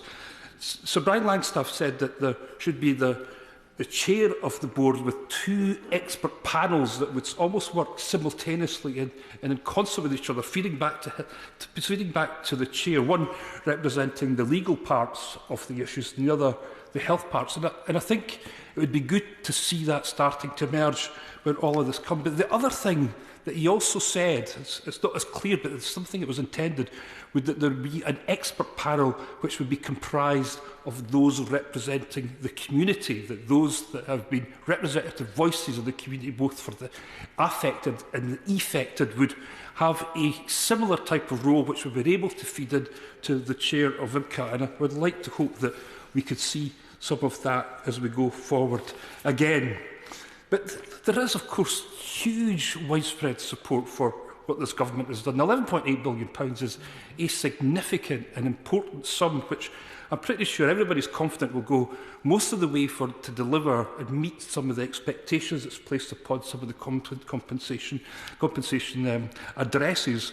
But there are issues, and members have already touched on some of them, and I'll rattle through them because I don't want to detain the House, and I've raised these things before, but I just want to make sure that we touch upon these as we go forward.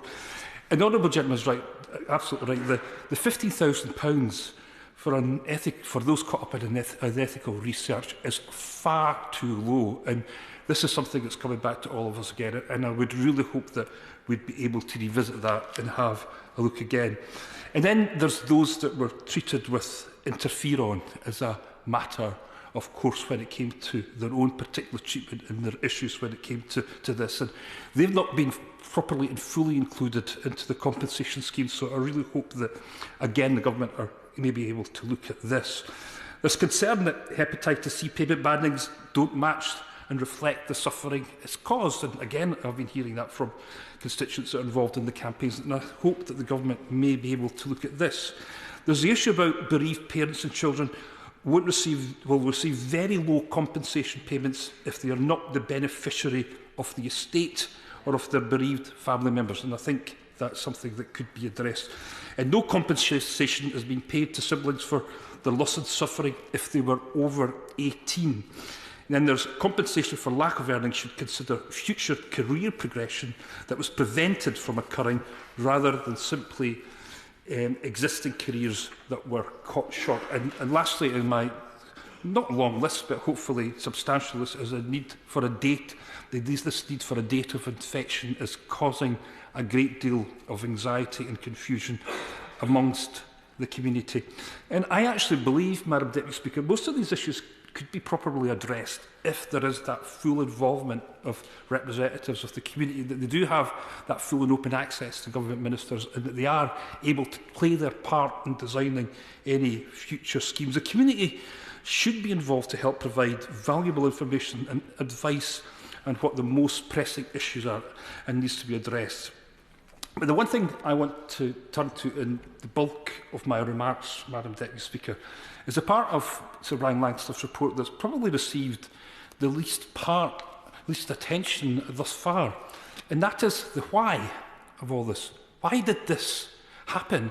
And why were we misled for such a long time? Now, we've had the useful discussions about compensation, and it's great to see that progress, but unless we explore and examine some of the reasons why this happened, we're not going to actually learn all that much as we go forward. I know we've got the duty candour book, which I want to touch on in my remarks, and that's a useful, positive and helpful development.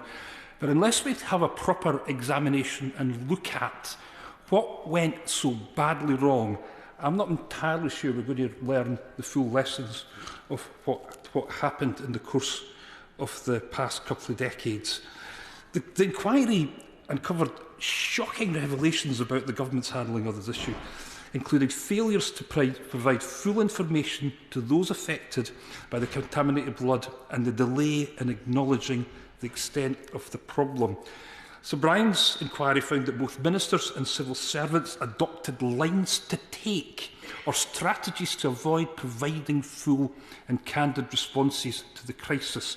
This lack of openness contributed to the suffering of those impacted, leaving many victims and their families of that feeling of being unheard and ignored for decades. And I'll remember those of us that were in the House in the 90s who were raising these concerns and issues on behalf of constituents that were presenting in our surgeries, being dismissed by nothing to see here letters from successive ministers that were officiating in the Department of Health. And we were, I wouldn't say fobbed off, but we were certainly told that there was nothing that we should really be concerning about. And all the sort of serious issues that were put, there was a real sense that none of this was being taken seriously. Now, Sir Brian Langstaff recommended that ministers and senior civil servants should be legally required to provide candour and completeness in their responses to public concerns. And that now brings us on to the duty of candour bill that is promised by the government. And I think all of us that have been involved in this campaign were delighted to see that as a feature of the King's Speech. We look forward to the government bringing this forward, because the duty of candour bill, where most of it is predicated upon the response to Hillsborough, there's key issues and lessons that have been taken from the infected blood scandal and other scandals like the Horizon and Post Office. So all of us who have been involved in these campaigns will be looking forward to when that comes forward and having a real opportunity to debate and have an opportunity to design that legislation when it comes to Parliament. A statutory duty of candour for all public servants, including civil servants and ministers, would hold public officials accountable for their actions and requiring them to be transparent in their dealings with the public. Such a law would compel civil servants and ministers to act with integrity and fully disclose all relevant information, even when it may be uncomfortable or damaging to the government's reputation. During the inquiry, Andy Burnham pointed out that the government frequently employed the phrase during the tainted blood scandal, "no wrongful practices were employed" in various materials during that time and even earlier. Now, in these debates, I often reference the evidence of Andy Burnham in the Langstaff inquiry. I do that because his evidence was particularly compelling and very helpful. And I probably got more letters from him as the Health Secretary than any other member, any other Secretary of State that had the Department of Health as his major or her major jurisdiction. And he talked about those letters that he used to send out to members of Parliament and expressed his concern over the inaccurate lines provided by department officials. He believed these lines perpetuated false narratives that failed to address the needs of those whose lives had been devastatingly affected. Andy Burnham emphasised that the government's response to the infected blood issue was primarily driven by a fear of financial exposure, which he believed explained the comprehensive failure in addressing the concerns of the victims over 5 decades. And this is why I've called for a further investigation, an inquiry, if you like, into why this was allowed within a major department of state that clearly led to so many of the difficulties that we're now addressing with the various compensation schemes in place just now. And where a lot of this is touched on in the Langstaff inquiry, I think a separate look at what actually went wrong would be useful and cathartic to government, particularly as it's shaping up its own bill when it comes to the duty of candour. But I'm not here to criticise. I know it sounds like it sometimes, but I think the government have made a good start with all this. I think we're all very, very grateful for the fact that we have got that 11.8 billion to ensure that the schemes came forward. I got involved in this, Madam Deputy Speaker, for a couple of constituents that were caught up in this, and I remember those early days when we didn't know what was going on, and when we got these letters from the Department of Health, it just made the whole situation all that more confusing. And over the decades, I've got to know the communities. Some of them have come down to the House of Commons, expressed their story, asked us to ask the searching questions to the Minister, and I want to pay tribute to them today. The Scottish Haemophiliac Society and the Scottish Infected Blood Forum have been excellent in the representations that they've made on behalf of their community. And a lot of the reasons that we're here today discussing this and being able to see a clear way forward is the representations that they've made, the case that they've put, and the way that they've been able to get in front of members of Parliament, to government and to ministers. And I think we should pay all due credit to what they've done in order to get us here today. Thank you. Will Stone. Thank you, Madam Deputy Speaker. I would like to put on record my thanks to my honourable friend from Hull North and Cottingham, and also the Right Honourable Member of Salisbury, for their tireless efforts in making sure that the victims of the infected blood for their tireless efforts seeking justice for the victims of the infected blood scandal. This issue has impacted countless families, and I welcome the government's ongoing work to address it with the seriousness it deserves. Today, I want to speak to the House and share the story of Jean Anazzini, the mother of one of my constituents. Jean was a nurse who came home with a cut on her hand after a patient struggled during a blood draw. The glass syringe broke. Within just over a week, her health declined so rapidly that she was rushed to hospital, where her children, Kenneth 17 and Christine 15, had to wear fully protective gear just to visit her. By then, Jean was unable to recognise her own children. And only 13 days after receiving the cut, she passed away at just 39 years old. Christine shared her story of this with me. It is truly heartbreaking. It brought a tear to my eye. So Jean had contracted hepatitis B. The current support schemes only focus on those diagnosed with hepatitis C or HIV, leaving victims like Jean without the acknowledgement or compensation that they really deserve. These schemes were originally designed to address the most commonly identified infections, but have unintentionally excluded people affected with hepatitis B. As a result of this, Jean's daughter Christine is unable to receive any compensation or recognition for her loss. I'd be extremely grateful if the Paymaster General would look into this for me and have some further discussions. Thank you all. Hinds. Thank you, Madam Deputy Speaker. This truly has been one of our nation's worst ever scandals and injustices. Thousands of patients contracted HIV or hepatitis viruses or both from contaminated blood. And this was not an accident in the sense of something that couldn't be avoided, nor was it pure negligence, people being not sufficiently attentive, though there was plenty of that as well. The report is clear about systematic, collective and individual failures in identifying and managing infection risk from blood products and in the response of the health service and of government. This affects constituents of very many MPs, but it has a particular tragic depth of salience in East Hampshire. East Hampshire is home to Trelaws.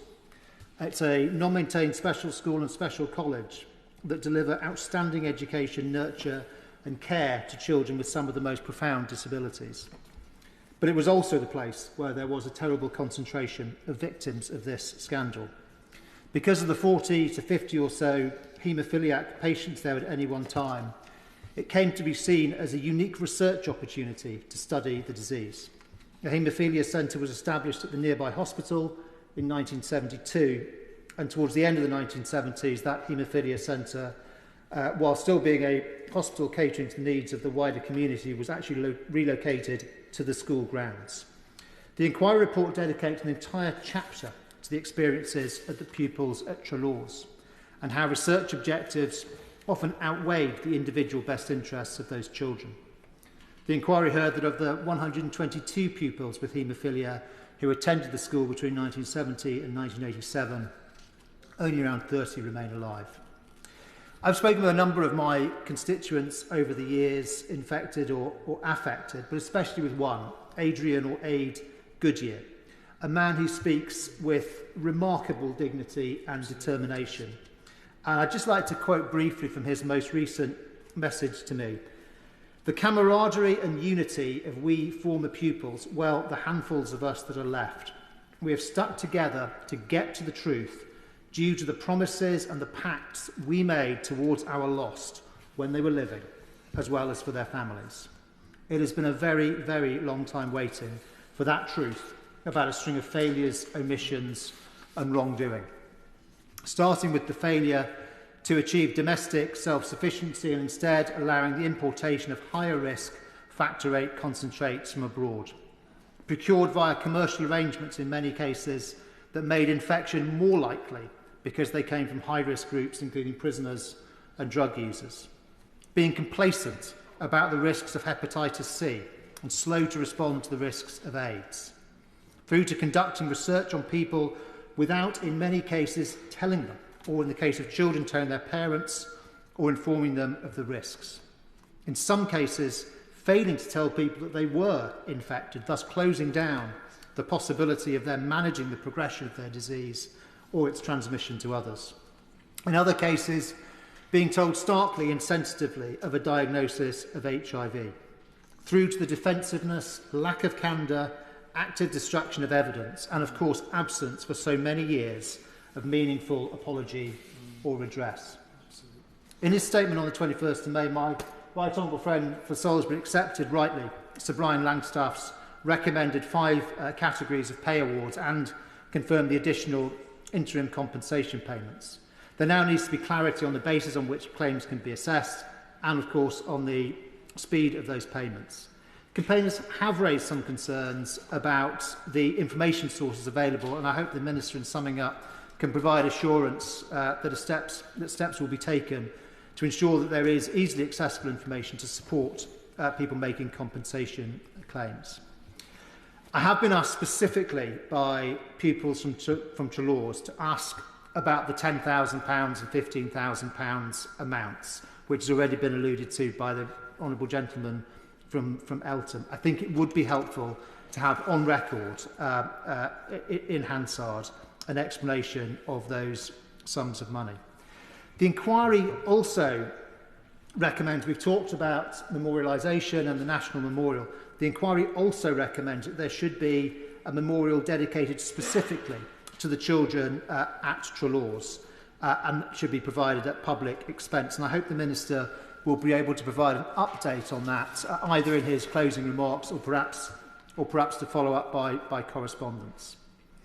Madam Deputy Speaker, I hope that one of the positives that can come from this generation is about the duty of candour, instituting it and institutionalising it in both letter and in spirit. The report, of course, recommends a review of the existing statutory duty of candour, which requires NHS organisations to be open and transparent about mistakes and harm in care, and that leaders in health service organisations should be personally accountable for responding to concerns about safety.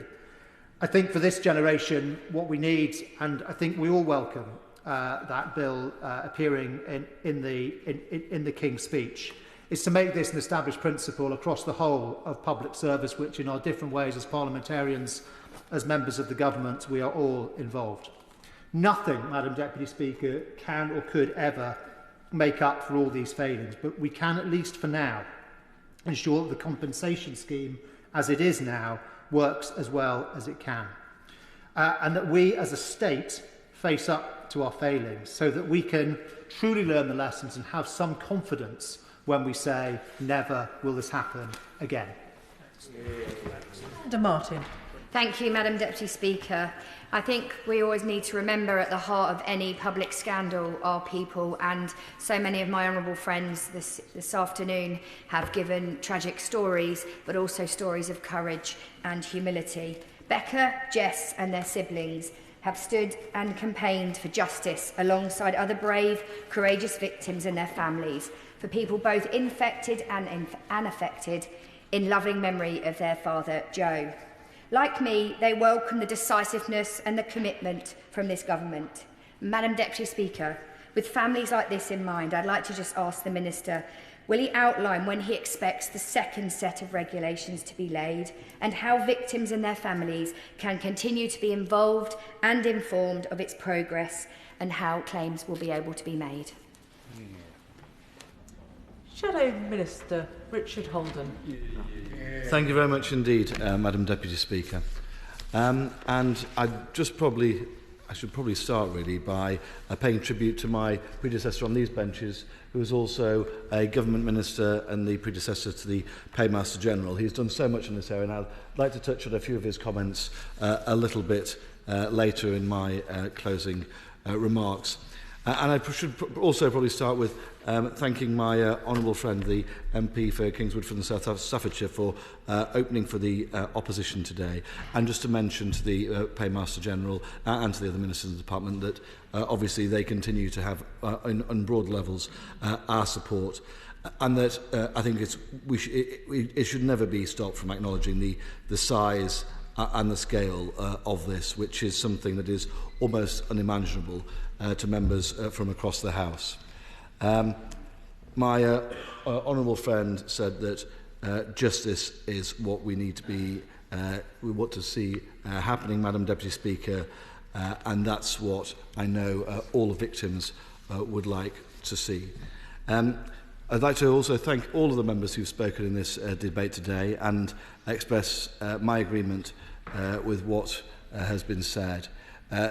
That what happened to the victims of the infected blood scandal was profoundly wrong and should never be repeated. I do believe that the establishment of the inquiry in 2017 was the right first step to do what we can to repair the damage done, in as much as that can ever actually be possible.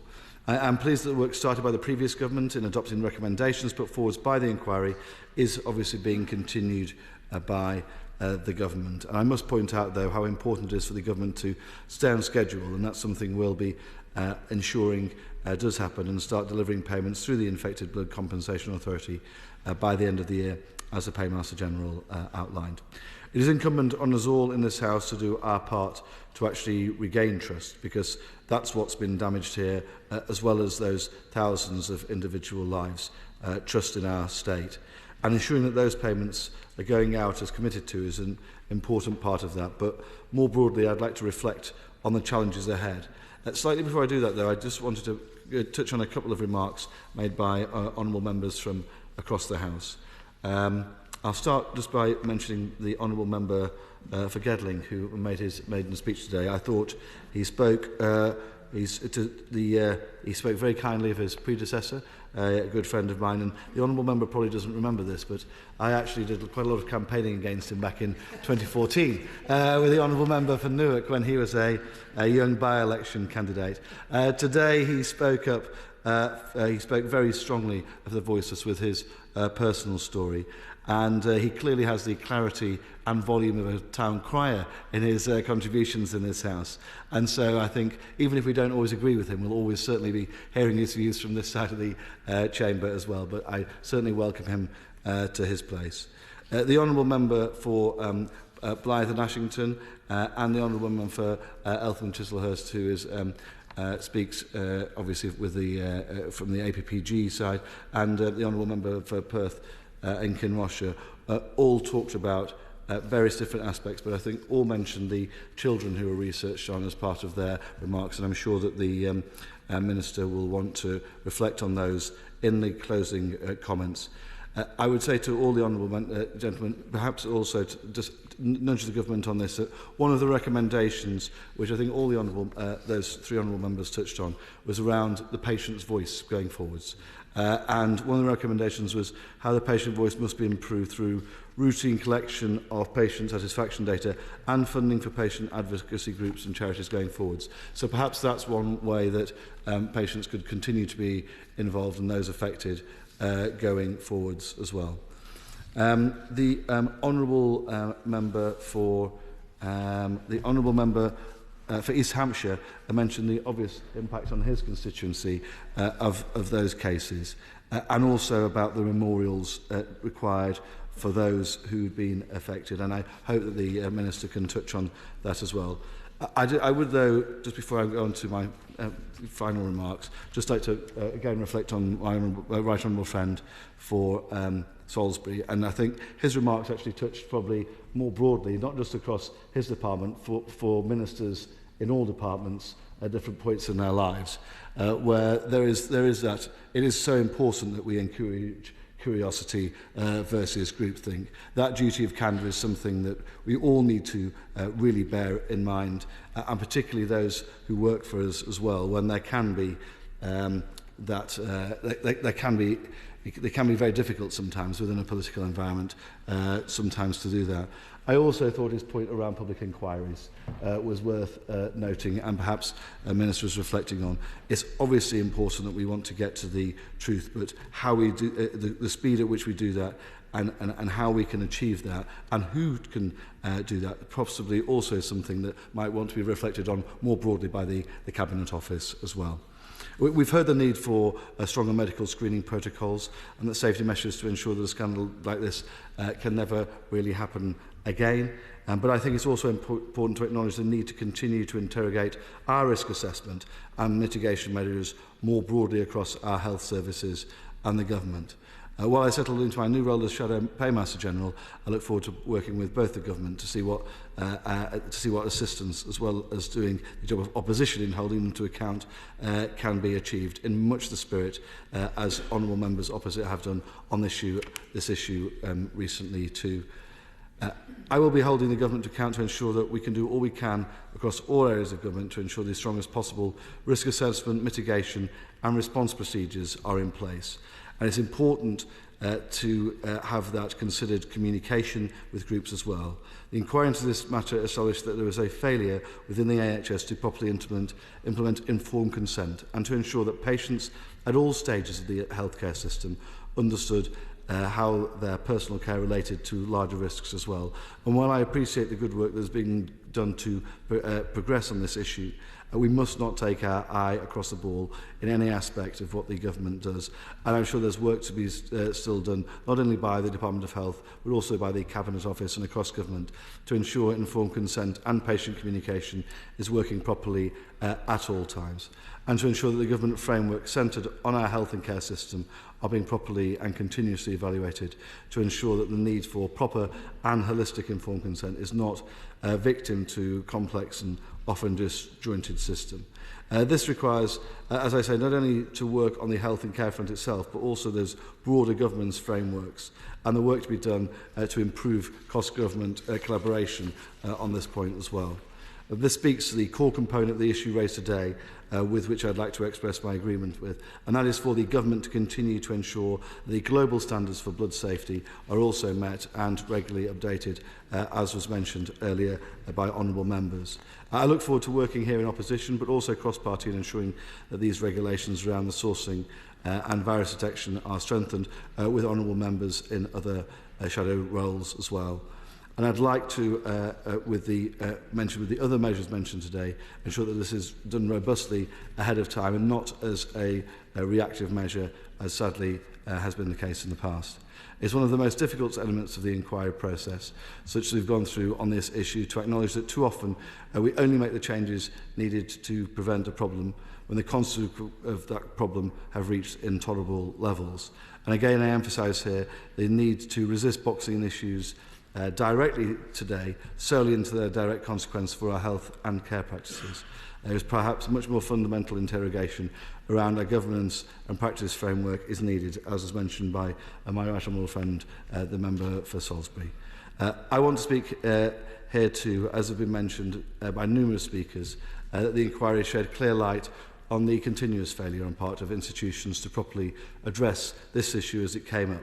But we know that there were far too many cases of infected patients being distrusted, disbelieved, and at points treated with outright disrespect as well. And while again I think it's important to acknowledge the significant changes that have happened across our health systems to tackle this, we should never become complacent and always remain vigilant about the need for medical and NHS staff to be approaching patients with trust, dignity and empathy. And as I've mentioned before, ensuring that our communications frameworks and staff training properly reflect those things as well. The inquiry made clear that victims of the scandal were not only victims of institutions, but also of widespread stigmatisation and prejudice too. I think we can all agree, whatever our party affiliation, that that we should continue to progress on the good work that has happened since then and support some of those fantastic organisations that continue to take on this important activism. Madam Deputy Speaker, I'd like to put on record my thanks to the brave victims of the scandal and their families for stepping forwards bravely and steadfastly to fight for the dignity and to fight the wrongs committed upon them, and that the fact that they should be properly recognised. Obviously, I'd like to thank the Right Honourable former member for Maidenhead for introducing the inquiry back in 2017. And I would also like to thank the inquiry and its leaders themselves for the essential work that they conducted, without which we would, I'm sure, have made much less progress and also at an even slower pace.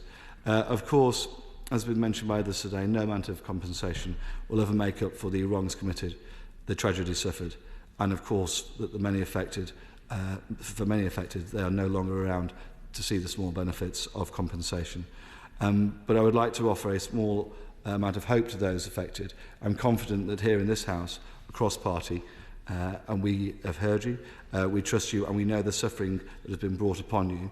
You have fought valiantly and relentlessly, and I hope that you can take some comfort from knowing that it is in your fight that led to the recognition of the scale of this scandal and the action that governments of both colours have taken to ensure that it will never happen again. And I hope that history will see you having successfully avoided further sufferings of this, such as this in the future, though through your exposure of the wrongs of the past. In closing, I once again express my deep regret for the failure of continuous governments over the years on this issue, and express my support for the cause of those who continue to fight.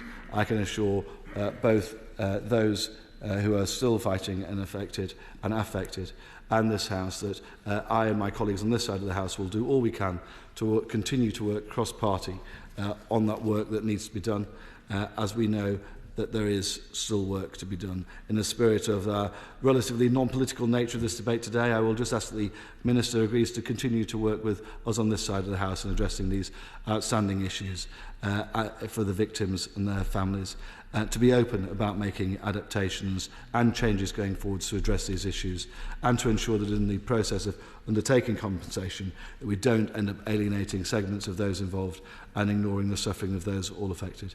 Thank you again to all of those who've spoken in the House today, to the victims and their families, and to all who have played their part in doing what they can to ensure that something like this never happens again.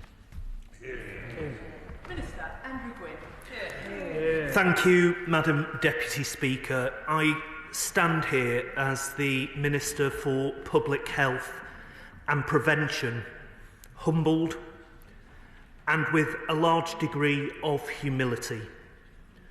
The Department of Health and Social Care is rightly hated and despised by the infected blood community.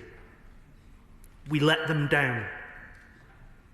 And for that, I am personally, and my department collectively, is sorry.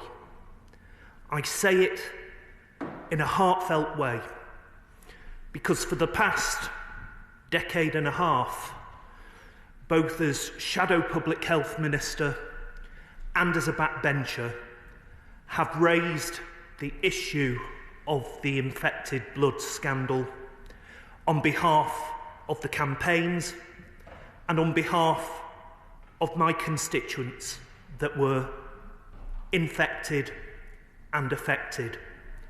And now I stand here as a minister in the department that was responsible.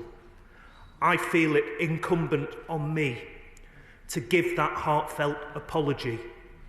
It is too late coming for so many, but I hope those that are still here and their families and loved ones will accept it in the spirit with which I give it.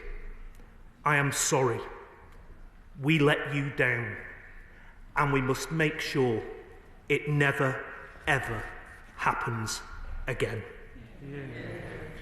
Can I welcome the two new opposition spokespeople today? And I want to start how the honourable gentleman finished, in assuring him that the government will work collectively and constructively with members from across the House, from whichever party they come from, whichever part of the United Kingdom they represent, because this is an issue that has stained the body politic of our country for too long, and it is incumbent that we work together across party, across artificial divisions, to make sure that we get the best deal for our constituents and their families. I would also like to thank all honourable and right honourable members who have contributed to this debate today. To my honourable friend, the member for Blyth and Ashington, my honourable friend, the member for Gedling, who made an incredibly powerful maiden speech, really setting out how he is going to be a champion for the people of Gedling in the years to come. And I can say to him that the people of Arnold, John and Joan, and his husband Kyle, are all rightly proud of him today from wherever they were viewing this speech. Can I also thank my honourable friend, the member for Eltham and Chislehurst, who has played such a pivotal role in this campaign over a large number of years, my honourable friend, the member for Swindon North, and my honourable friend, the member for Portsmouth North. And on the opposition benches, the right honourable gentleman, the member for Salisbury, who has led on this from his former ministerial position, and we thank him for the work that he did.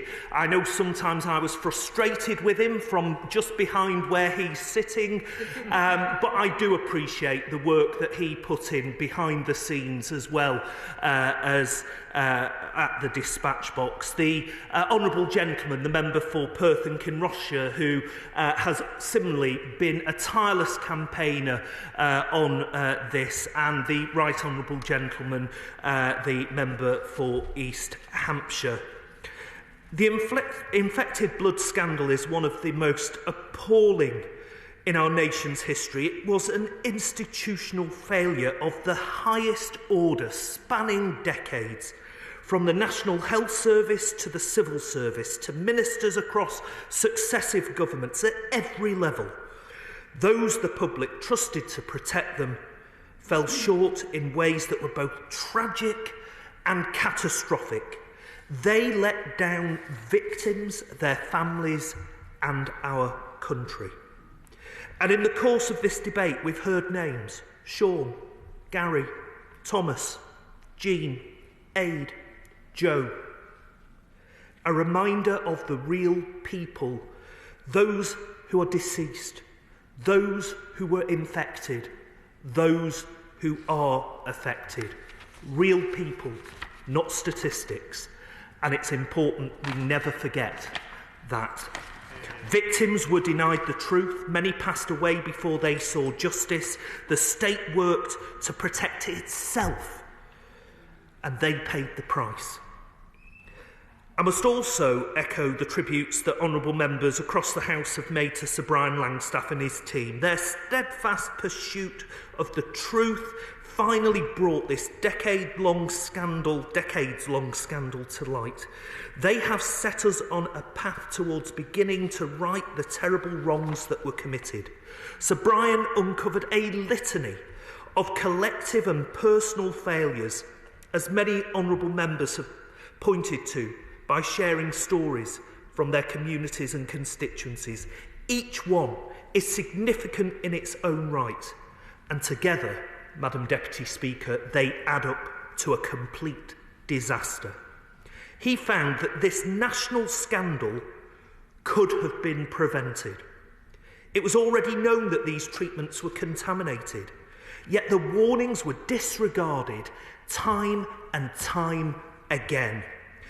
People in positions of power and responsibility had multiple opportunities to halt the transmission of these infections, but on each occasion they chose not to act. Many in this House have campaigned for justice for a long time, giving voice to those who had been repeatedly silenced.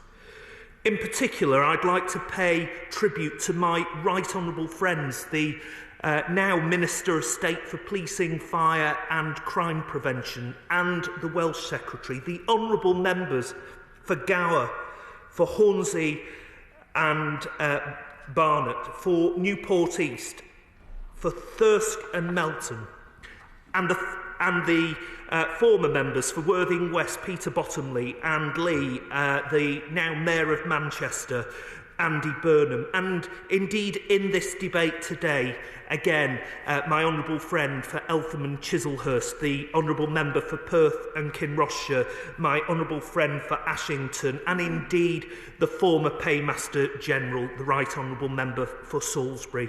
Madam Deputy Speaker, this government will do our utmost not to repeat the mistakes of the past. We were elected on a manifesto that committed to act on the inquiry's findings and to put right historical injustices. And the public rightly expect nothing less of this government than fulfilling our moral obligation to compensate victims, and we aim to do so without delay. In October 2022, the previous government spent £440 million on initial interim payments of £100,000 to the living infected. Following the publication of the inquiry's final report in May, a further £728 million was paid as a second interim payment of £210,000 to all UK registered living infected victims. The government has also committed in legislation to pay £100,000 to the estates of the deceased infected to recognise those who have not yet received a payment and to ensure that some of those affected are supported, such as parents, children and siblings. This scheme opened on the 24th of October 2024. But we recognise that money can never make up for the heartbreak that victims and their families have experienced, and much of the inquiry's criticisms applied to the way my department, the Department of Health and Social Care and its predecessors, operated. I will give way. My constituent, Brendan, lost his left leg while serving with the British Army in 1979. Decades later, he discovered he'd been infected with hepatitis C during the operation that saved his life. Having talked to Brendan, while he's pleased to see the government committed to compensation, he's keen for us all to understand that because of his community's lived experience, there is an inherent distrust of the state. And so when he's told that the state will spit out a number, understandably his instinct is to not trust this process. Can the Minister give Brendan reassurances that all compensation offers will include a detailed breakdown of the data and rates used to make the calculations? I thank my honourable friend for that intervention, and I can give her and Brendan that commitment that we will do just that, to reassure those that rightly have lost all trust in public authorities, and particularly in my department, because of the dreadful actions that led to their infection. And she has my assurances we will do what we can to reassure Brendan and many others like him that we will rebuild that trust with those who rightly have no trust left in us. I will. To the Minister, and I'm sorry not to have been here for the opening speeches. Does the Minister recognise that there's a fundamental similarity between the way the victims of this scandal were treated by the state and the way in which the victims of the post office scandal were treated, and no doubt other terrible scandals too? So does the government have any plan, possibly on a cross-departmental basis, to try to educate the bureaucracy that when terribly difficult and potentially expensive things like this crop up, they should not follow this well-worn path of denial and cover-up? The right gentleman raises a really important point, and it was indeed acknowledged in opening by my right honourable friend, the Minister for the Cabinet Office, in that this is just one of a number of scandals that follow a very similar pattern, in that when this scandal has been uncovered, the state, rather than trying to protect the victim, has tried to protect itself. And it is absolutely crucial that the state learns not just from each individual scandal, but collectively, that it is the same mindset that has led us to all of these different scandals with similar outcomes for victims. And that level of learning has to be genuinely across government. And I know my right honourable friend will be leading on that with the Cabinet Office. The Government, Madam Deputy Speaker, will set out our formal response before the end of the year, but given there is absolutely no time to waste, I want to take this opportunity to update the House on the work that's already underway to address some of the inquiry's recommendations. To prevent future harm, the Department continues to explore options to enhance candour and openness across the National Health Service, to empower patient voices. The NHS is reviewing clinical audits related to haemophilia services to identify any gaps in patient involvement, alongside work on a new clinical service specification which will set standards for services across England. And to protect haemophiliacs, the NHS has convened an expert group to hear advice from the Specialised Blood Disorders Clinical Reference Group. A dedicated task force has been set up to consider their recommendations. The General Medical Council are working with NHS England and others to look at ways to ensure lessons learned are reflected in training for doctors, nurses and other healthcare professionals. Let me be clear to the House. The Government does not see this scandal in isolation. Sadly, repeated patient safety failings have eroded public confidence in our health and social care system. So we are taking steps to fix the culture of the National Health Service. My right honourable friend, the Secretary of State for Health and Social Care, has been clear that we will not tolerate NHS managers who silence whistleblowers. Openness and honesty are vital to ensuring patient safety. NHS staff must have the confidence to speak out and to come forward if they have concerns. There will be no more turning a blind eye to failure. Our wider reforms to NHS performance will provide greater transparency for the public who pay for it. Measures will ensure that top talent is attracted to the most challenged areas, and persistently failing managers will be sacked. This is about ensuring the right people are in post to lead our NHS with the resources they need to do their job. And if we get this right, Madam Deputy Speaker, we will be able to look back on this moment as a turning point for patient safety and for leadership. I will give way. I thank the Minister for giving way, and I apologise, Madam Deputy Speaker, I was in committee at the start of this, although I did have my name down. I just wanted to say to the whole House, some of my constituents in Lagan Valley were impacted by this, and it's taken them this amount of time to summon up the courage to come forward. Obviously, I'm representing them in Northern Ireland. We have talked about the Hillsborough law, the need for a duty of candour.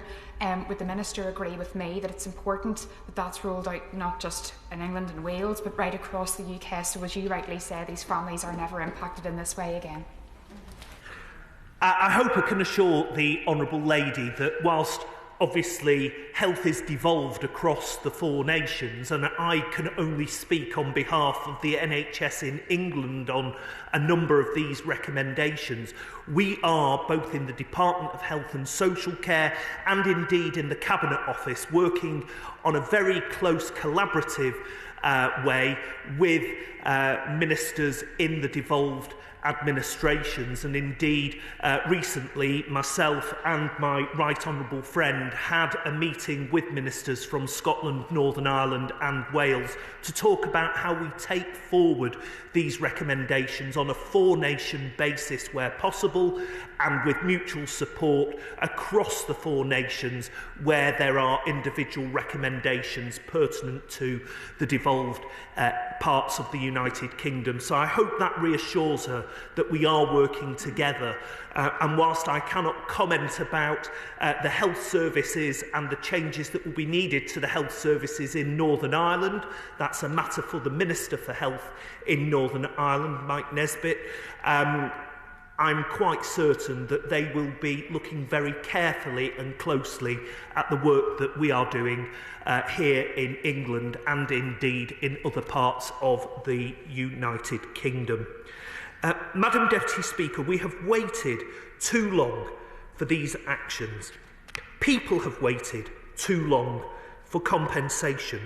And indeed, honourable and right honourable members have waited too long for this debate. More than 3,000 people died before they saw justice. Families and our country let down. A level of suffering which is so difficult to comprehend because questions were not asked at the time, institutions did not face up to the failings, and facts were covered up. And now we know the truth. And as we reflect, we are making a concerted effort to improve because this loss need not be in vain. I'd like, if I can, to respond to some of the questions raised throughout this debate. Other questions I'll refer to directly in the relevant part of my contribution, and should I miss anything due to time constraints, I will write to members. The Honourable Gentleman for Kingswinford and South Staffordshire, in opening for the opposition, talked about destigmatisation of HIV and Hep C. And I hope he understands that there is a very clear manifesto commitment from the Labour Party to end HIV transmission within England by 2030. Officials at the Department of Health and Social Care and at the UK Health Security Agency, NHS England and a broad range of system partners are now working together to develop a new HIV action plan which we aim to publish by summer next year. Destigmatisation will be a key part of this plan. My honourable friend, the member for Blyth and Ashington, asked about psychological support for family and friends. And I want to reassure him that NHS England has established the Infected Blood Psychological Support Service in England, which has been supporting its first patients in late August. This includes supporting not just the infected, but family and friends affected too. And Madam Deputy Speaker, I want to turn, if I can, to departmental failings, because the report outlines a comprehensive condemnation of the organisation of blood services, licensing decisions, blood safety and patient safety, with harm compounded by the reaction and handling of government. We recognise, and I do so humbly again, the criticism of the department I stand at this dispatch box to represent and its predecessors. And I am committed to ensuring a tragedy such as the infected blood scandal can never happen again. This government will prioritise patient safety to ensure that the NHS treats people with the high quality and safe care they deserve. Repeated inquiries and investigations have highlighted significant issues with patient safety, and this has caused a deterioration in public confidence, as I heard straight from my honourable friend in her intervention, and this is something we must absolutely fix. The Health Secretary has been clear that we will not tolerate NHS managers who silence whistleblowers. A culture of openness and honesty is vital for ensuring patient safety. We want NHS staff to have the confidence to speak out, and we will give them that. On blood safety, the Honourable Member for Eastleigh raised the question on the safety of blood products. And whilst no medical treatment can be completely risk-free, current safety standards for blood donation and transfusion are rigorous, and England's blood supply is one of the safest in the world today. Throughout the blood donation journey, there are processes in place to ensure the safety of blood and blood products. These include the donation safety check form, testing for specific infections, donor deferrals, regulations and informed consent. According to Serious Hazards of Transfusion, the risk of serious harm because of blood transfusion in the United Kingdom is low, at 1 in 11,000 blood components issued. So far, in turning to timelines, Madam Deputy Speaker, so far over £1 billion has been paid in interim compensation payments to victims of the infected blood scandal. And as we heard earlier, that on the 24th of October, applications opened for interim payments of £100,000 to the estates of deceased people whose deaths have not been recognised. Parliament has now approved regulations that give the Infected Blood Compensation Authority the powers necessary to pay compensation through the core route to the infected, both living and deceased. The Infected Blood Compensation Authority has begun its process to process its first claimants under the Infected Blood Compensation Scheme. I will give way. In the intervention on the Honourable Member for Perth and Kinross-shire, I asked about those who qualify for siblings' point of view. Those one sibling seems to be worth more than another sibling, and to me that's absolutely wrong. Has the Minister, I understand there's been no reply to that in its summing up, maybe he's coming to it. If he is, I apologise, but I'd love to have a response to that, because my constituents have asked me to ask that question and ensure we have a response. Please, thank you very much. I can assure the honourable gentleman, the member for Strangford, that the Minister for the Cabinet Office is carefully considering this, and if he might, he will write to the honourable gentleman, but he is considering that. We expect the Infected Blood Compensation Authority to begin making payments to people who are infected under the Infected Blood Compensation Scheme by the end of this year. Payments to the affected are expected to begin in 2025, following a second set of regulations. And in turning to a question raised by the honourable gentleman, the member for Perth and Kinross-shire, on IBCA independence, IBCA is rightly operationally independent. Parliament would expect the government to have oversight of a scheme, clearly, of this size and proper management in terms of the amount of public money that is going into that. But it's true that there are only two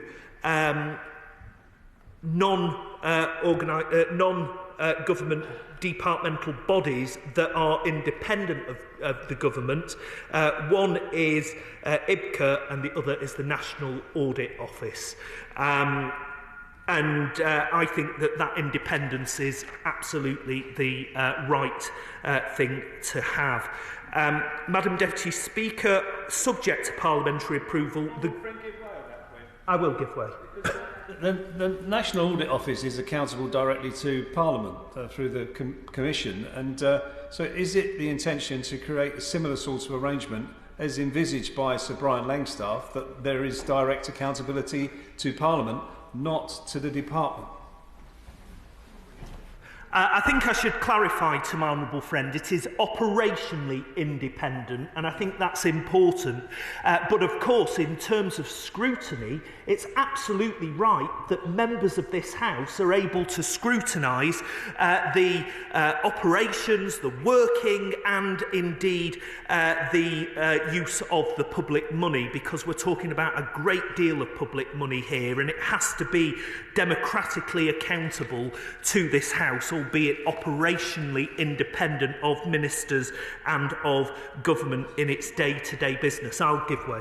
Minister, because this is a really important point. Both myself and the honourable member from Eltham have now raised this with him. He's rightly identified the experience of so many people caught up in this crisis, the fact they do not trust government and government institutions. Would it not be more of a sort of comfort to them to know it would be like the Public Accounts Office and it would be accountable to Parliament rather than being accountable to government? I agree with the honourable gentleman, which is why it's operationally independent, and that's, you know, the crucial thing here. It's not got the fingerprints of ministers all over it, because that's where the distrust is. So it operates independently, but it is accountable as a public body to this House for how it spends that money and how it operates as an organisation. So whilst it's operationally independent, to ensure that there is separation between the executive ministers and the functioning of that body, it is accountable to this House, and I think that is absolutely the right balance. I will give way. Can I endorse what the Minister has said with respect to the way this has been set out? This seems to me an entirely sensible arrangement that respects the need to have some distance from government, but clearly there cannot be a bespoke arrangement for every single entity that's set up. And this was the point I was trying to make respectfully about Sir Brian Langstaff earlier, that he did a brilliant job, but some of these aspects will need a slightly different judgment made by ministers, and I welcome the decision that he and his colleagues have made. Can I thank the right honourable gentleman for that intervention? And I hope that, you know, across the House, across all quarters, people can see, members can see, why we have set it up in the way we have. For precisely that reason, we have to have that operational separation from ministers and the executive, but absolutely political oversight from all quarters of this chamber, because this is a public body spending public money, and a great deal of public money at that. Madam Deputy Speaker, in terms of the regulations, as I've said, we are aiming for the second set of regulations to be in place by the 31st of March 2025. This will support our intention that payments to the affected begin next year. There are important details, especially in consideration of Sir Robert Francis's recommendations, the majority of which the government has accepted, which must be worked through ahead of this second set of regulations. This includes details such as the eligibility criteria for people who are affected and how the government should define the parameters around the definition of unethical testing. If I can turn to payments, the selection of who has been contacted for first payments was a decision for the Infected Blood Compensation Authority. The first group of people who are receiving invites to claim are those who A, are known to be already eligible for compensation, B, registered with support schemes, which means we are likely to have much of the necessary information for these people already, C, from areas across the UK, D, who represent a range of infection types and severity within those infections. If I can turn to some of the other questions that were raised in relation to this particular area. The Honourable Lady, the member for Eastleigh, mentioned people dying before compensation is awarded, and I hope I can reassure her that where a person with an eligible infection has tragically died before receiving compensation, we will ensure that their personal representatives can claim compensation on behalf of the deceased estate. And I hope that clarifies that point for her. My honourable friend, the member for Swindon North, talked about the exclusion of victims with hepatitis B from the compensation scheme. People with chronic hepatitis B and those who die in the acute period are eligible for compensation, as are their loved ones as affected.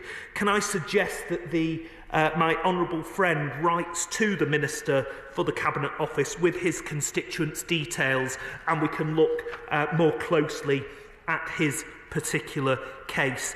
And my honourable friend, the member for Eltham and Chislehurst, was asking about payments by the end of the year. And the answer is yes, and as I've said, and to the affected from next year when we have the new regulations in place. And the Honourable Gentleman, Right Honourable Gentleman for East Hampshire, steps taken to give an accessible information about compensation, and I want to spell out to him that it is Sir Robert that recommended that there should be a higher award of £15,000 for children who were subject to unethical research at the school in his constituency, and that's why there is a difference there, and I hope that clarifies that particular point to him. And as I've said, Madam Deputy Speaker, at the start of November, the Infected Blood Compensation Authority invited the first cohort of people to make compensation claims. On candour in the civil service and in government, which is something that my honourable friend, the member for Eltham and Chislehurst, and the honourable member for Perth and Kinross-shire raised in their contributions, the King's speech set out the commitment to bringing forward legislation to introduce a duty of candour for public authorities and public servants. This legislation will be the catalyst for a changed culture in the public sector. And the Prime Minister confirmed at the Labour Party conference that legislation on duty of candour will be delivered by this government. He confirmed that the duty will apply to public authorities and public servants and will include criminal sanctions.